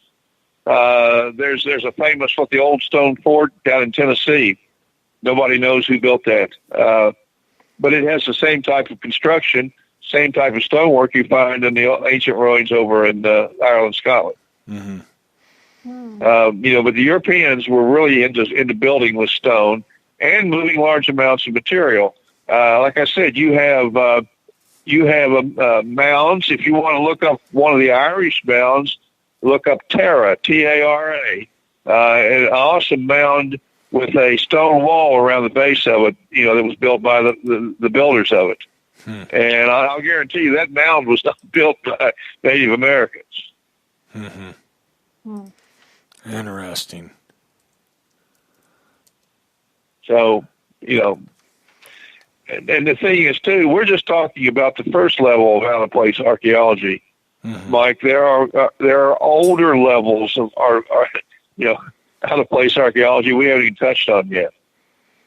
Well, let's please do. Ooh. Yeah.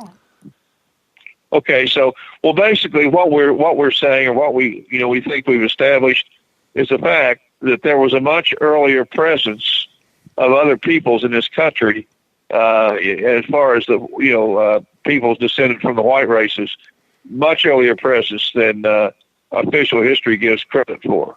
Oh, absolutely. I have no doubt about that. So the thing is, think about this too. The published history books that we read and got bored to tears with in school were so wrong and contained so much error on true history that it would be utter and complete humiliation. And you're going to have, if it all came out, you would have people say, well, wait a minute. These books were written by the most educated people in our country. If they were this far off, why should we trust them now? Why is our educational system failing to teach its students to seek truth, to seek the actual facts of something? I agree with that, because what we have here is an awesome operation that has been going on for hundreds of years to be politically correct. It's not about truth. It's about political correctness. In the 1800s, it did, some of the books that have been written, the news articles on the giants and stuff, they weren't so, it wasn't such a crazy idea back then, it seems. Well, it's because there were so many reports. They were popping up all over the eastern half of the United States. And not that they didn't occur out west, they are found out west. But the West was a little more isolated in terms of the attention it received from the major newspapers, which were primarily back east. Right. But there's just probably just as many reports. Like I said, if you dig, there's all kinds of old clippings, newspapers, and they just come out and they give you facts. On the Johnson farm, in a cave down near the river, was found, the skeletons of 4 people, and they measured, 18 feet tall or whatever, blah, blah, blah. And then after that, nothing. You could never find out what happened to the skeletons.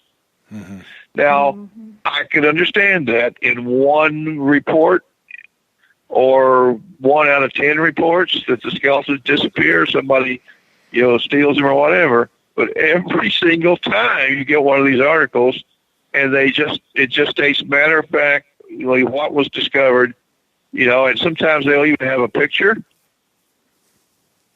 But you can never follow up on it. The trail just ends right there. Interesting. And that right there tells me that there's some chicanery at work. Yeah, I don't quite get it. I really think there's more involved. I do than just, these, there's new discoveries all the time where the article will read, experts,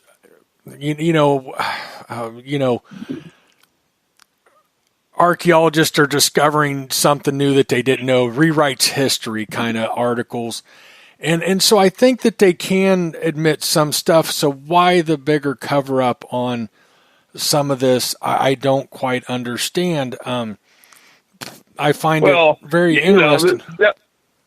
they'll admit that a new dinosaur has been found, or the biggest T-Rex ever, or the biggest shark, or the biggest turtle, because that doesn't in any way reflect on their accuracy. It's just a new discovery. Okay.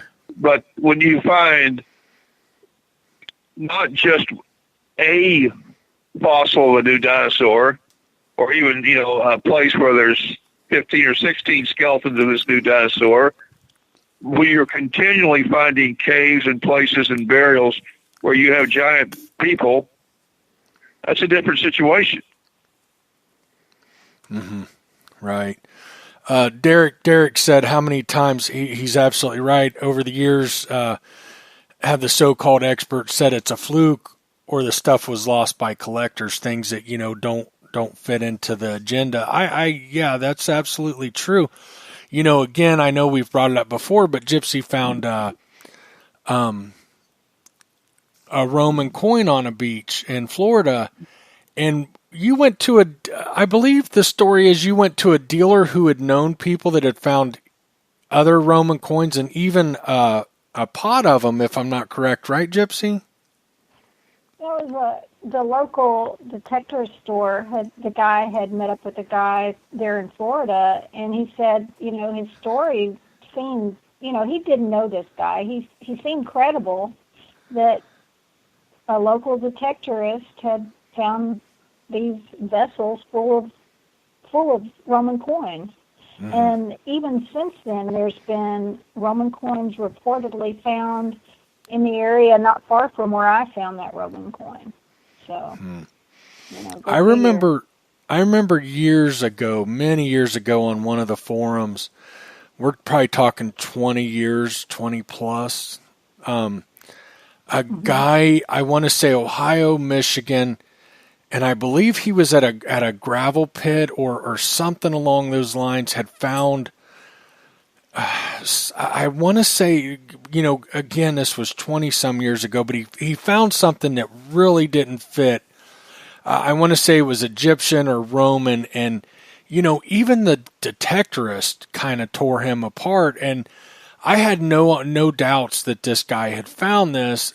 How it got there is definitely up for speculation.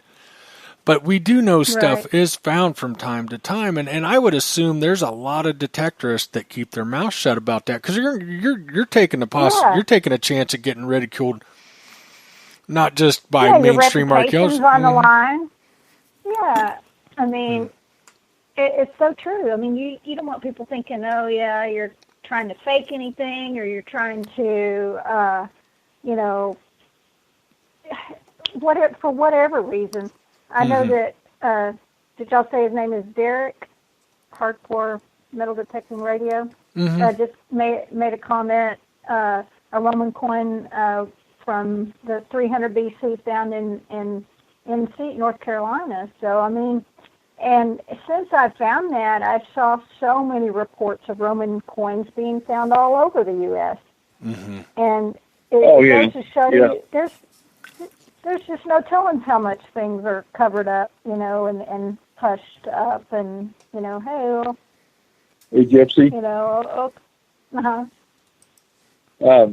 When Michael Paul Henson was alive, he and I were good friends, and he sent me a letter, and it was a copy of a letter he'd received from a man who had bought a piece of property, a farm in central Kentucky, that had some rugged territory on it, some rock cliffs and woods and things. And the man was exploring his new piece of property, and he found a kind of like an entrance, a natural entrance into a amphitheater formed by rock cliffs about 60 feet tall. Oh, wait, I'm getting ahead of myself. He found what's called a rock house or a rock shelter. Now, when you're in the Appalachians, a rock house, don't picture a house built out of stone blocks. A rock house is where the cliff comes out far enough that you can get under it and be dry in wet weather. Some people call them rock shelters, but the common term is rock house.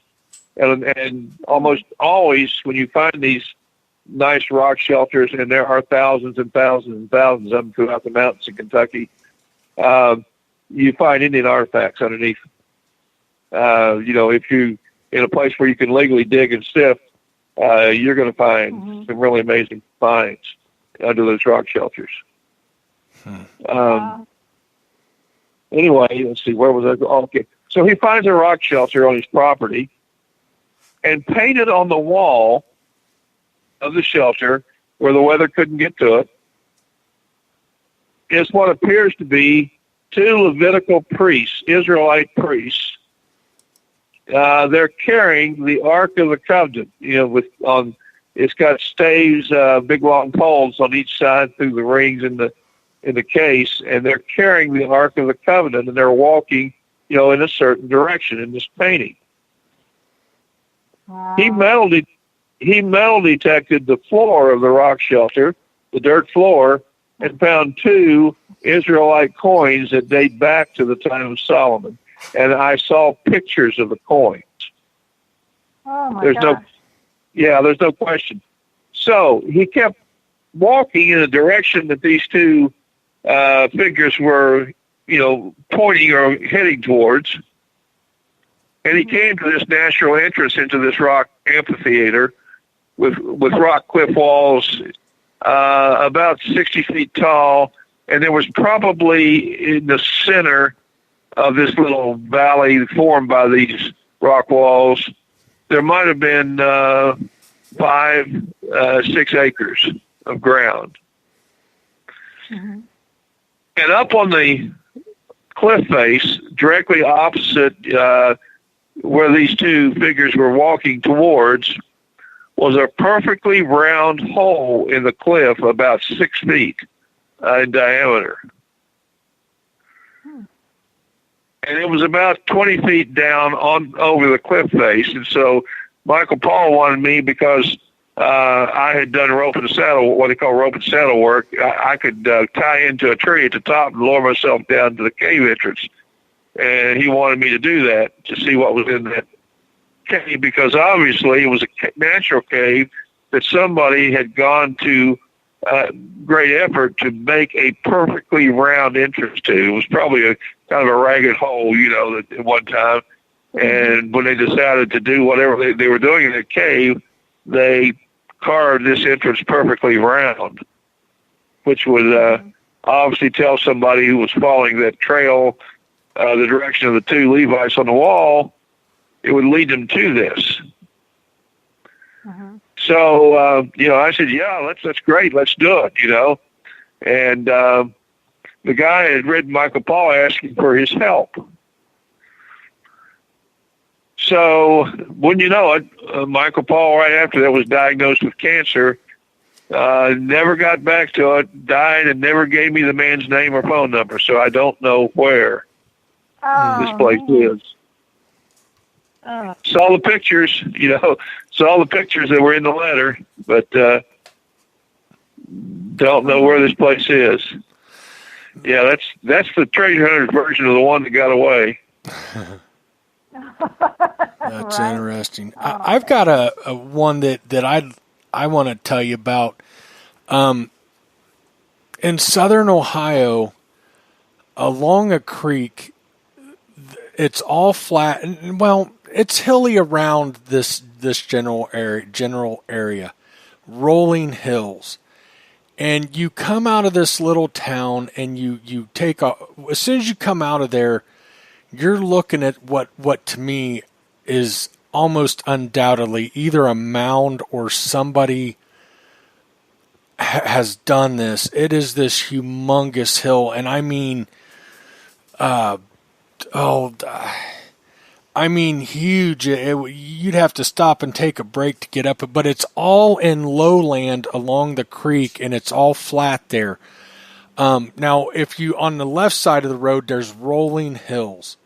This hill in the middle of this huge flat field is absolutely comes to a nice curvy point.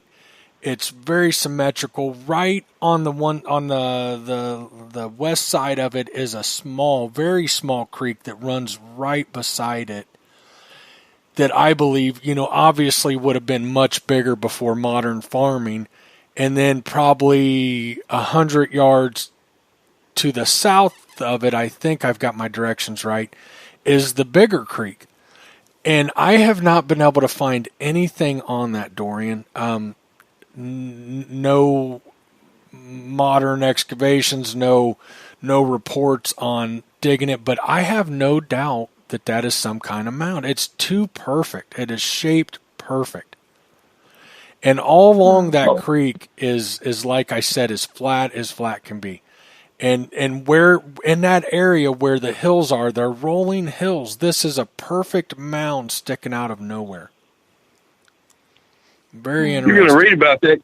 You're going to read about that kind of thing over and over again in this book on American antiquities, Mike. Really? Yeah. You're going to say, "Oh yeah." You're going to read and say, "Oh wow." That might even be the one I'm talking about. The guy details. He gives a lot of details on this kind of thing in the book.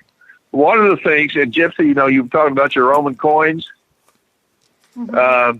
You might want to make a trip to Marietta, Ohio, which is on the Ohio River, right across from West Virginia, because I think it's a city park has the remains of a Roman camp in it. Whoa! Really? And there's also some kind of rock structures up on the hills nearby too. But this thing, this is talked about in the book American Antiquities. It includes a diagram of the port. And the Romans were very precise in the way they built their fortified camps. And this certainly looks like every other one I've seen. I have actually seen Roman camps in Israel, because the Romans conquered Israel. And when they attacked the famous Jewish fortress of Masada, it took them 2 years of siege to overcome the Jews. And they built 5 Roman camps around the base of Masada. And I've seen those camps. I've got pictures of them. I've been in them. And they're very, very precise and laid out in squares and rectangles. That's the way the Romans did it. Interesting. So I'm guessing, I'll bet there's been Roman coins found there in Marietta. I bet. We need to go there, Mike. When are we going to Ohio again? Right. I'd love to make a trip sometime. Maybe we could swing down and, my brother's got the farm isn't too far from Marietta, actually. And if I remember right, you're not too far from Marietta, are you? I'm a pretty good distance downriver. Are you? Yeah, it would. It's probably a 2.5, 3 hour drive at least. Well, since it's about 18 hours to get to Ohio, that's really nothing. I got to be honest with you, Dorian. I think we could swing that. Okay. Bill's only 45 minutes from there, he says. So. Mm-hmm. Yeah. Now the area where the Roman fort was has been developed by the city. I think part of it is still preserved in a city park. At least it was a few years ago. But some of it, the camp has been lost to structures, houses. It was a good size. Yeah, it was a good sized affair. It indicates a major presence there at one time. But hey, listen, let me give you 3 out of place archaeological artifacts that'll blow your mind. Okay. All right. Imagine you are down inside a mountain, a mile deep in a coal mine. And you're watching these miners work at the face with these kind of like jackhammer type things, big pointy drills. They're knocking out big giant chunks of coal out of this coal seam in front of them. Suddenly, one of the big chunk, maybe 150-pound piece of coal, comes out of the wall, and everybody scatters to get out of the way. And then one of the men says, "Look!" And sticking out of that chunk of coal is a gold chain. And the chain is still embedded deeply in the coal. When they break it open, and the chain is pure gold about 36 inches long with heavy gold chain links in it. Wow. Huh. And this was in, if I haven't reversed these in my mind, this was in a Kentucky coal mine. Interesting. Wow. Huh. Now, I've also... Now, go ahead, I'm sorry. The same kind of thing happened in a West Virginia coal mine, about the same depth. They found a heavy gold ring, about 3 ounces of gold with a polished stone set in it. Came out of a chunk of coal. Now, for a while, early on the internet, you could still find pictures of both of these items, but they have vanished off the internet. And I'm sorry that at that time I didn't know how to copy those pictures and preserve a copy of them. But the third item was found in a load of coal chunks that was delivered to a guy in eastern Kentucky. That's where most of your coal fields are, and a lot of people burn coal for heat. And so he's taking a sledgehammer and he's busting up some of the bigger pieces so they'll fit in his stove. And he busts up one piece, and out rolls this little cast iron, cup-shaped vessel that has pour spouts on both sides. It looks like a ladle, like, it's kind of the shape of the bowl of a ladle like you dip water with out of a bucket. The old time people, how they used to drink out of those, cups on the end of a handle, big long handle. Right.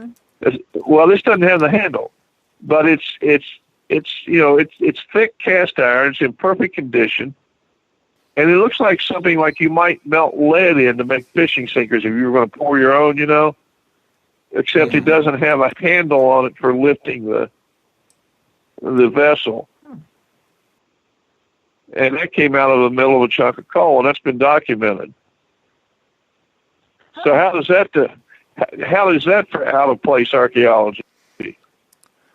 I've seen Get there. I've seen the like hammer that was embedded in stone. Do you think that's real, or was that made? No, it's real. Is it real? Yeah, I believe that. I really do believe that's real. Bill says, I heard about the gold chain. What about the modern door that was found? I'm not sure what he's referring to. Yeah, he's got me on that one. Yeah, you'll have to elaborate for us, Bill. I'm not sure. Interesting. Very cool. I love having you on, Dorian. You're so full of information, and Thank you. you just kind of leave me a little bit stunned and reeling, and but very cool. Dorian, do you have Google Earth? Do I have what? I'm sorry. Do you use Google Earth? I'm not sure what you're saying. Google Earth. It's a map system. Oh, Google Earth. I'm sorry. For some reason, it came across like a different word. Okay. Yes. Okay. When I get time, I want to send you something. Oh, I'm supposed to send you a video too. I'm sorry. While I'm on my computer after the show, I'll do that. But I want to send you coordinates to this mound and see what you think about it. That I think's a mound, anyhow. Okay. Well, we have. If you were to come by my place, I can drive you along the river and I can show you several mounds that never been touched archaeologically, but they're obviously mounds.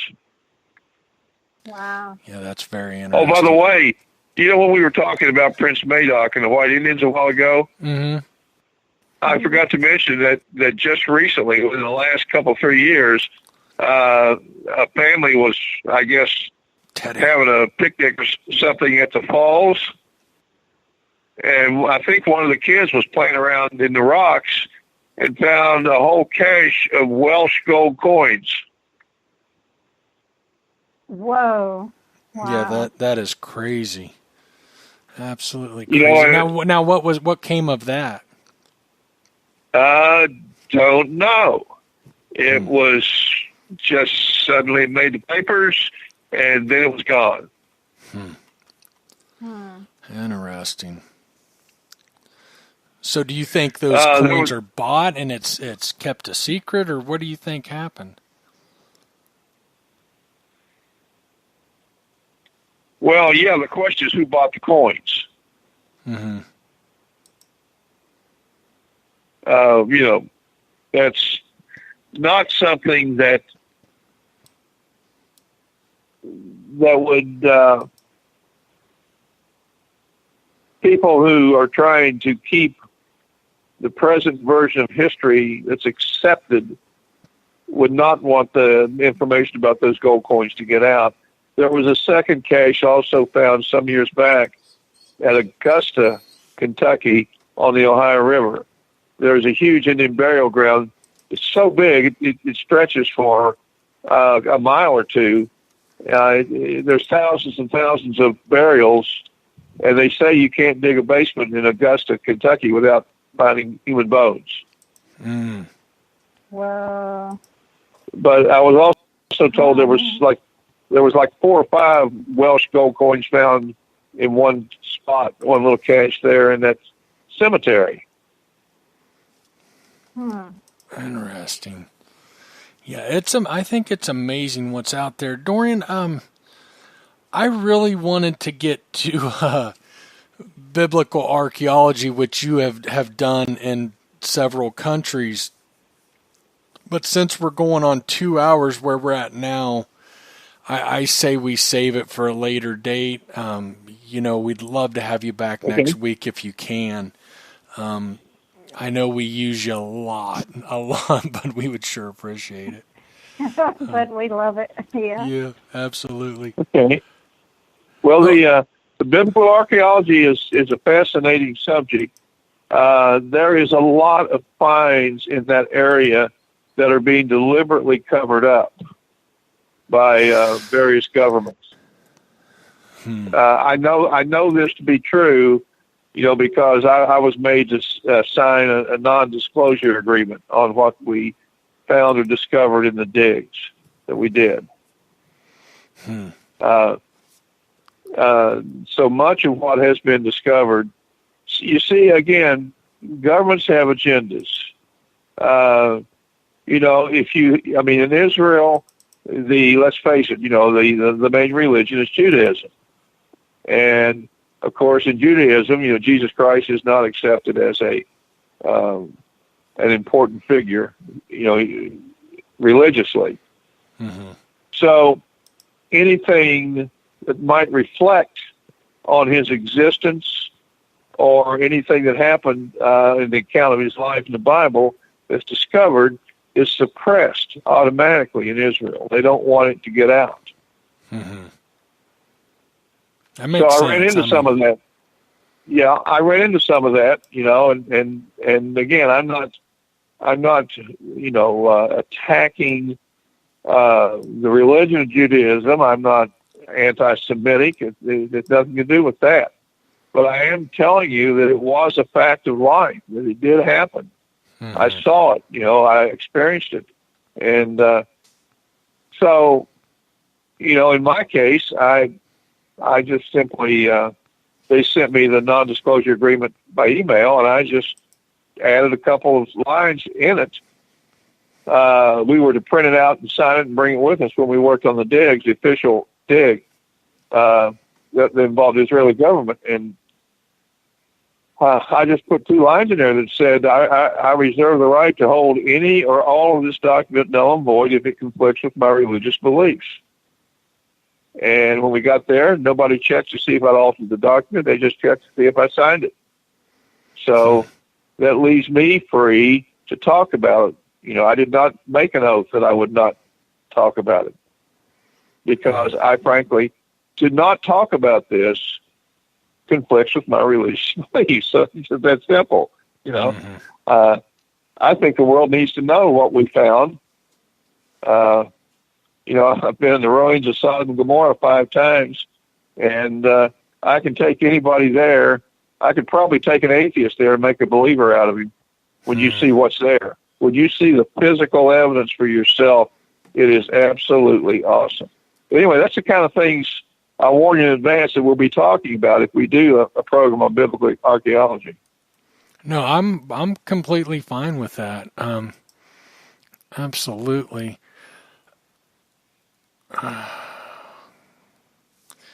I'm trying to send you an email.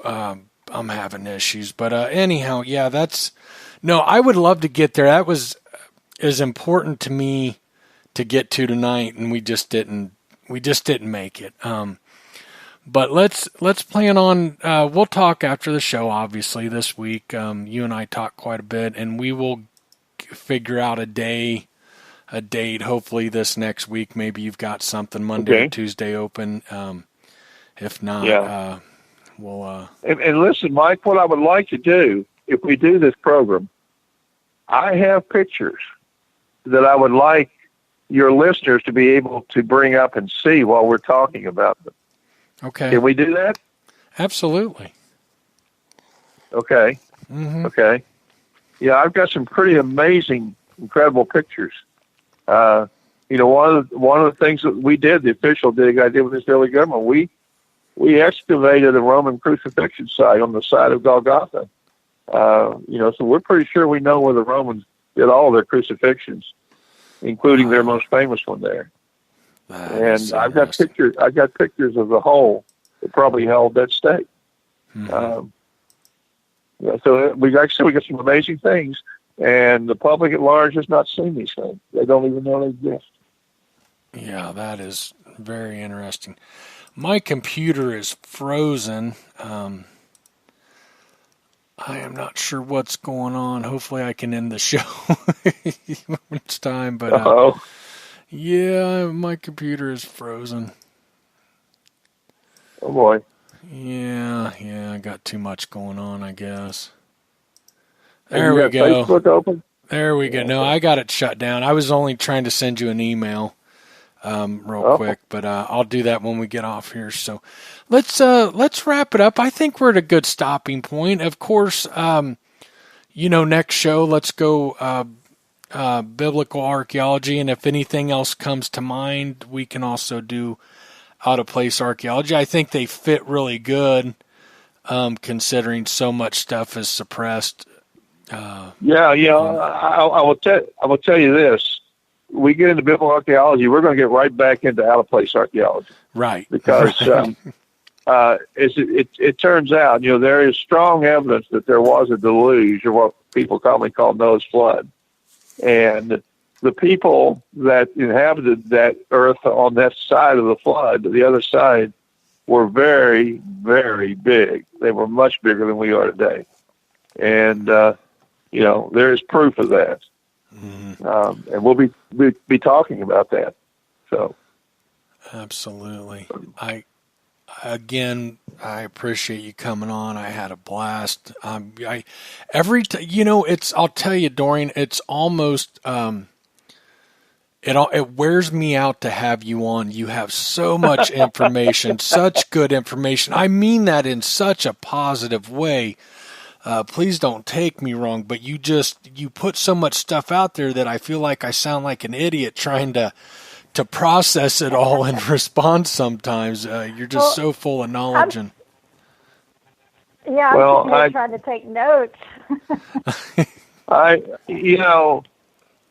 don't know exactly how I got here in that regard. I never thought of myself as having a huge amount of information that other people didn't have.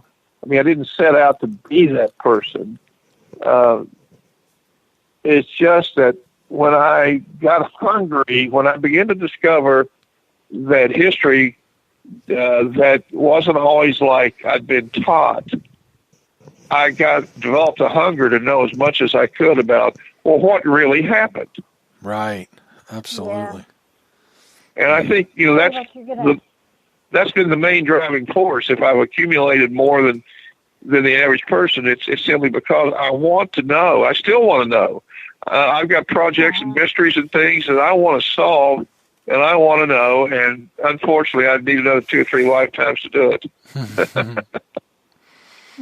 So, but anyway, it's nice to be able to share. It's nice to be able to share some of this, you know. Yeah, we appreciate it. We do. Yeah, absolutely. I love talking to you.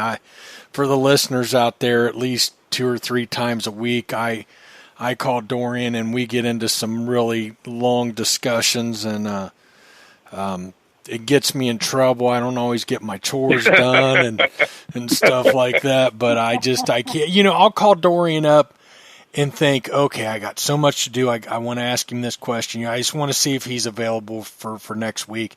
And then 2 hours later, he's like, Mike, it's time to go. I got things to do. No, he's very nice. He shares with me, talks to me, but I know sometimes it's like, I'm keeping him from his chores too, But I always enjoy our conversations, Dorian, and thank you so much. Well, I really interested. When you get long in the tooth, and the wrinkles start to show and everything, you kind of get the idea that if you don't share a lot of this stuff, with somebody, you're going to take it to the grave with you, and I can't see where it'll do anybody any good in the grave. Mm-hmm. Mm-hmm. So, right. I'm happy that there's people that are interested in hearing it. And speaking of that, if anybody's interested, Dorian has a great Facebook group. I forget off the top of my head. You done ruined me for the night, Dorian. We dig the Civil War headquarters. Yes, yeah. And although it is very much Civil War oriented, you're just a detectorist and you're not even in Civil War country. You're going to learn a lot. And it's really good people. I'll tell you, don't go there and join and not be active. He'll delete you, and I love that. His point is it only takes a second to hit the like button, but he highly encourages and has really worked to have everybody involved. And what has come of that and all these stories he's shared and these experiences is other people are doing the same. And he's got some. Tell me about a few of the people that are really, how do I say it, less known, but absolutely just incredible detectors that most of us have never heard. Do you mind sharing a couple of those? No, I don't mind. Everybody, your listeners are already familiar with Keith Wills. Of course, Keith and I go way back. Mm-hmm. Keith's in the group, too, with us now. And I've been really pleased. Keith's been participating quite a bit in the group, so it's really good to have him. We recently picked up Roy Rutledge, and Roy Rutledge he and I go way back to the 70s. Roy lives around Waco, Texas. And Mike, you got to meet Roy. Yeah. Yeah, you all got to meet Roy Rutledge. Because privately he can tell you some stories that'll they'll just blow your mind. Roy's been down South America and done some hunting and stuff, and some things he shared with me privately just got me drooling like a dog on a hot day. But Roy's really a good guy, and we picked up Judy Walker there in Dallas. And Judy is one of the most accomplished women metal detectors in our history, in modern history. Wow. And, Gypsy, you need to meet Judy. She is a jewel herself. Awesome. Wonderful woman. I actually had the honor. I'm the reason why she got involved in metal detecting or relic hunting. I was a guest speaker at the Lone Star Treasure Hunters Club in Dallas when she was a member. And I brought relics and showed everybody and talked about relic hunting. And she was hooked from that night. And what she has found, just unbelievable. You can go on look up Judy Coker Walker, Coker, on her Facebook page, and look at her photos. And you will see a lot of her finds. So she's our first, you know, we have our little military structure in the group, you know, and Mike, you're a major, and Judy, we had to make a colonel right away. She's our first woman colonel in the officers corps. So, but she is an absolutely wonderful person, and she's recovering from some surgery right now. So she's, you know, not quite as available as she will be as she gets a little more recovery time in. Yeah. But we picked her up. Of course, Ronnie Heyer, who's down in the Fiji Islands now, but Ronnie is one of the most accomplished Civil War relic finders probably in the history of relic hunting. Mm-hmm. You know, Ronnie's just a real treasure to have in the group as well. And we have 2 or 3 dozen guys that have been hunting, you know, 30, 40 years, and their collections of found items and things are just really amazing. And, you know, we're starting to get them to post. You know, one of the problems I have getting guys from other groups mm-hmm. is they want to say, found this today in a photograph. Mm-hmm. And that won't fly on our group. You know, we want to know the backstory. You don't have to tell us the exact location. We're not after your site, but tell us, you know, now you can say, found this in northwestern Virginia, you know, in a federal camp that I've been hunting for 2 or 3 years and blah, blah, blah. And this was my best day ever. And then you describe what you found, because we have people in the group that are just now getting started relic hunting, and they don't know how to identify these objects and things yet. They can look at them and say, wow, that looks neat, but what is it? Mm-hmm. You know? Mm-hmm. So what I'm trying to do, I'm trying to overcome this modern thing. People are losing the ability to communicate. Mm-hmm. And we're trying to get our members to start communicating. You know, because communication, I mean, well, the difference, Mike, you know, you see it in my books.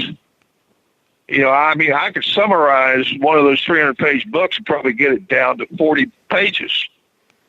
Mm-hmm. But you wouldn't even want to read it. It would be so boring. Right. Yeah. Right. Yeah. I no, you've got a whole unique style, and I really like it. You really bring out people, bring it out in them and make them communicate. And Dorian's not afraid to delete you if you think you're just going to come there and, you know, read a couple things and not even hit the thumbs up. You know, he understands we're not all out doing Civil War hunts and everything else, but it doesn't mean you can't say, hey, that's great finds and great story and thanks for sharing now and then, and hit the like button. But if you go on there and you're just dormant, he's going to get rid of you. He's not looking to get numbers, but I'll tell you there's some great stories. Yeah, Dorian.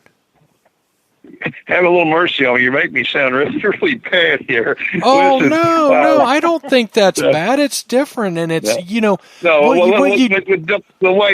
hang on. I don't throw people out on the hair trigger, but we take a look at their post record after 30 days, and if there's no activity after 30 days, we just assume they're not really interested in the group. Mm-hmm. Yep. So, you know, just want to clarify that point, that we're not looking for reasons to throw people out. We're looking for reasons to keep people. No. I mean, I don't think you've had any issues with anybody. You've had to ban anybody or anything like that. I could be wrong, but yes, okay. I have. Okay. Yep. But yeah, no, Dorian's not looking for a fight. He just, if you're not going to be active and there's no activity, he you know, I get what he's doing. He's keeping it down to the people who are, you know, and also with all the information he shares and stuff, he wants people to be active. He doesn't want people just coming there and getting information and not wanting to share and be part of the group. I get it. I think it's a brilliant thing. And we're encouraging myself and some of our other top guys, like, you know, especially our guys that have colonel rank, like Rich Wolford. You know, we're trying to help the beginners. I've got a new guy who's coming down. He's not a young guy, but he's new to metal detecting, and he's coming down to my place here at the end of the month, and we'll spend 3 days with him, and I'm going to take him to battlefields, show him how to evaluate battlefields, how to figure out where to hunt first, you know, where to hunt last. Not just, you know, he knows how to swing his metal detector, but he doesn't know how to relic hunt in a way that will give him a great deal of success as time goes by. And I'm going to teach him then in a couple of days. He'll learn stuff that would take him 5 or 6 years to learn on his own. Mm-hmm. So this is the kind of thing we're trying to do. Mm-hmm. I mean, for those that are showing passion and an interest, in history and the Civil War, then we're trying to say, hey, look, here's the reward. We old guys will take you out with us, and we'll teach you everything we can. Mm-hmm. And I think that's a real good thing, that we ought to be doing that. I agree, absolutely. I think it's incredible. I think you need to get down here to Texas and show me and Gypsy how to find these old campsites. Yeah. Well, that way you can show me how to field hunt at the same time. Absolutely, yeah. Let me come back next time I come to Ohio, we're going to get together one way or another. And I hope it's to come up and do some field hunting with me. Okay. So. Hey, Gypsy, got a question for you.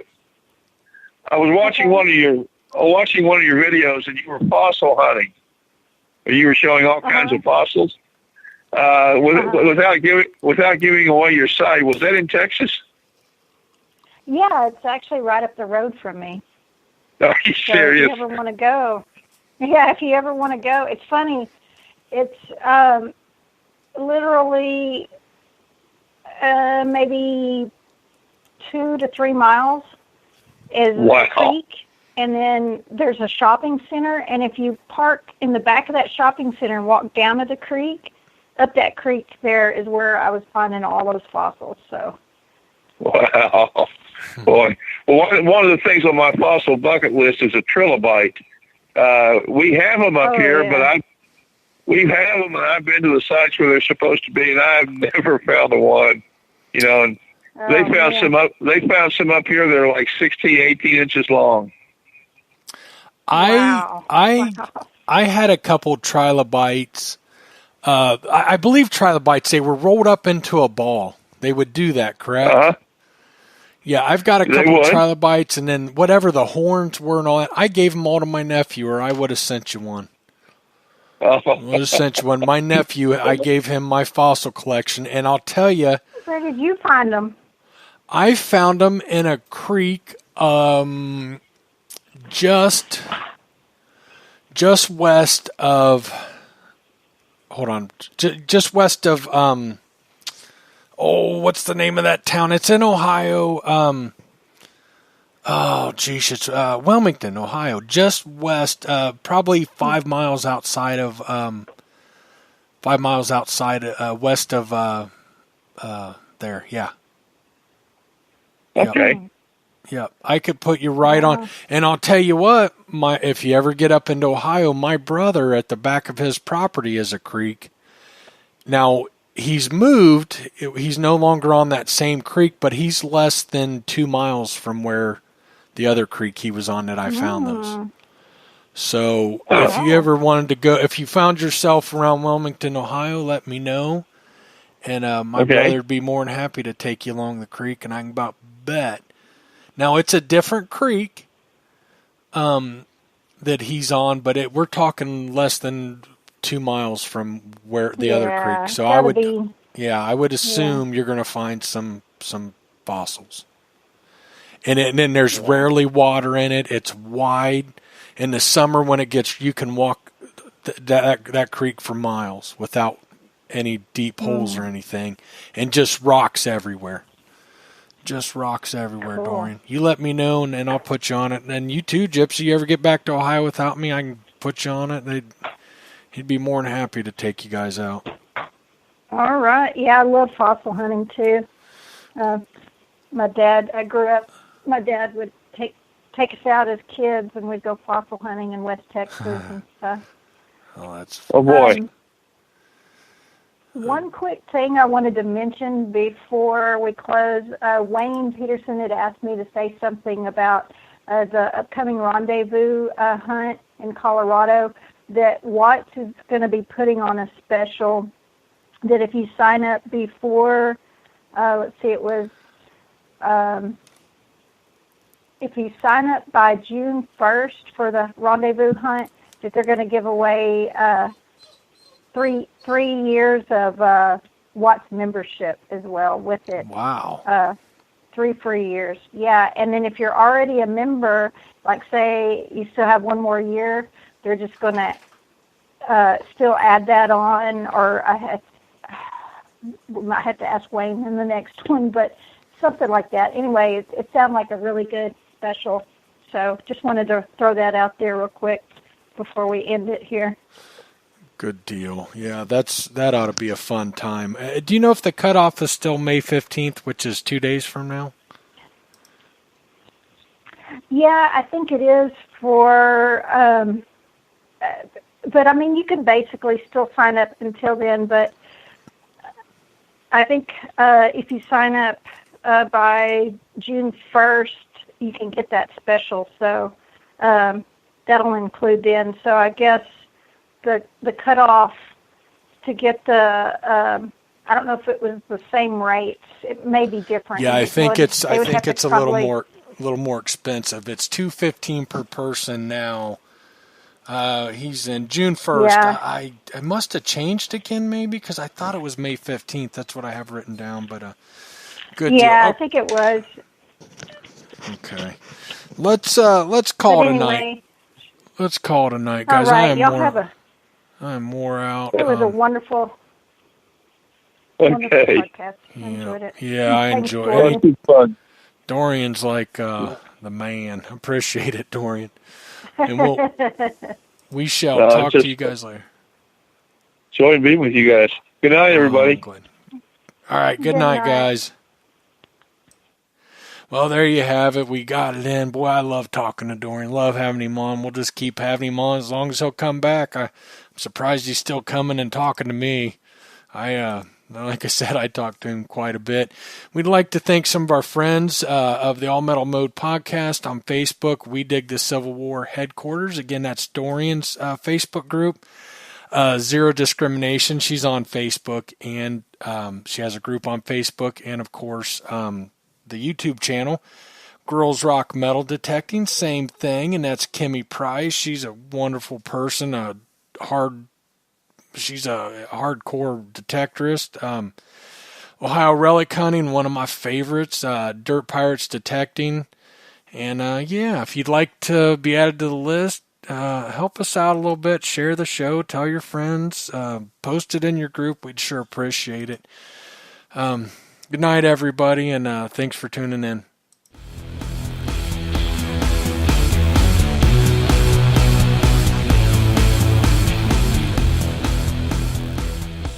Nocta Macro Detectors is the fastest growing manufacturer in the industry, and for good reason.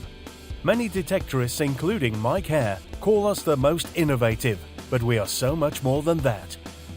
We listen to and care about our customers. We also offer a wide range of detectors to fit all of your needs.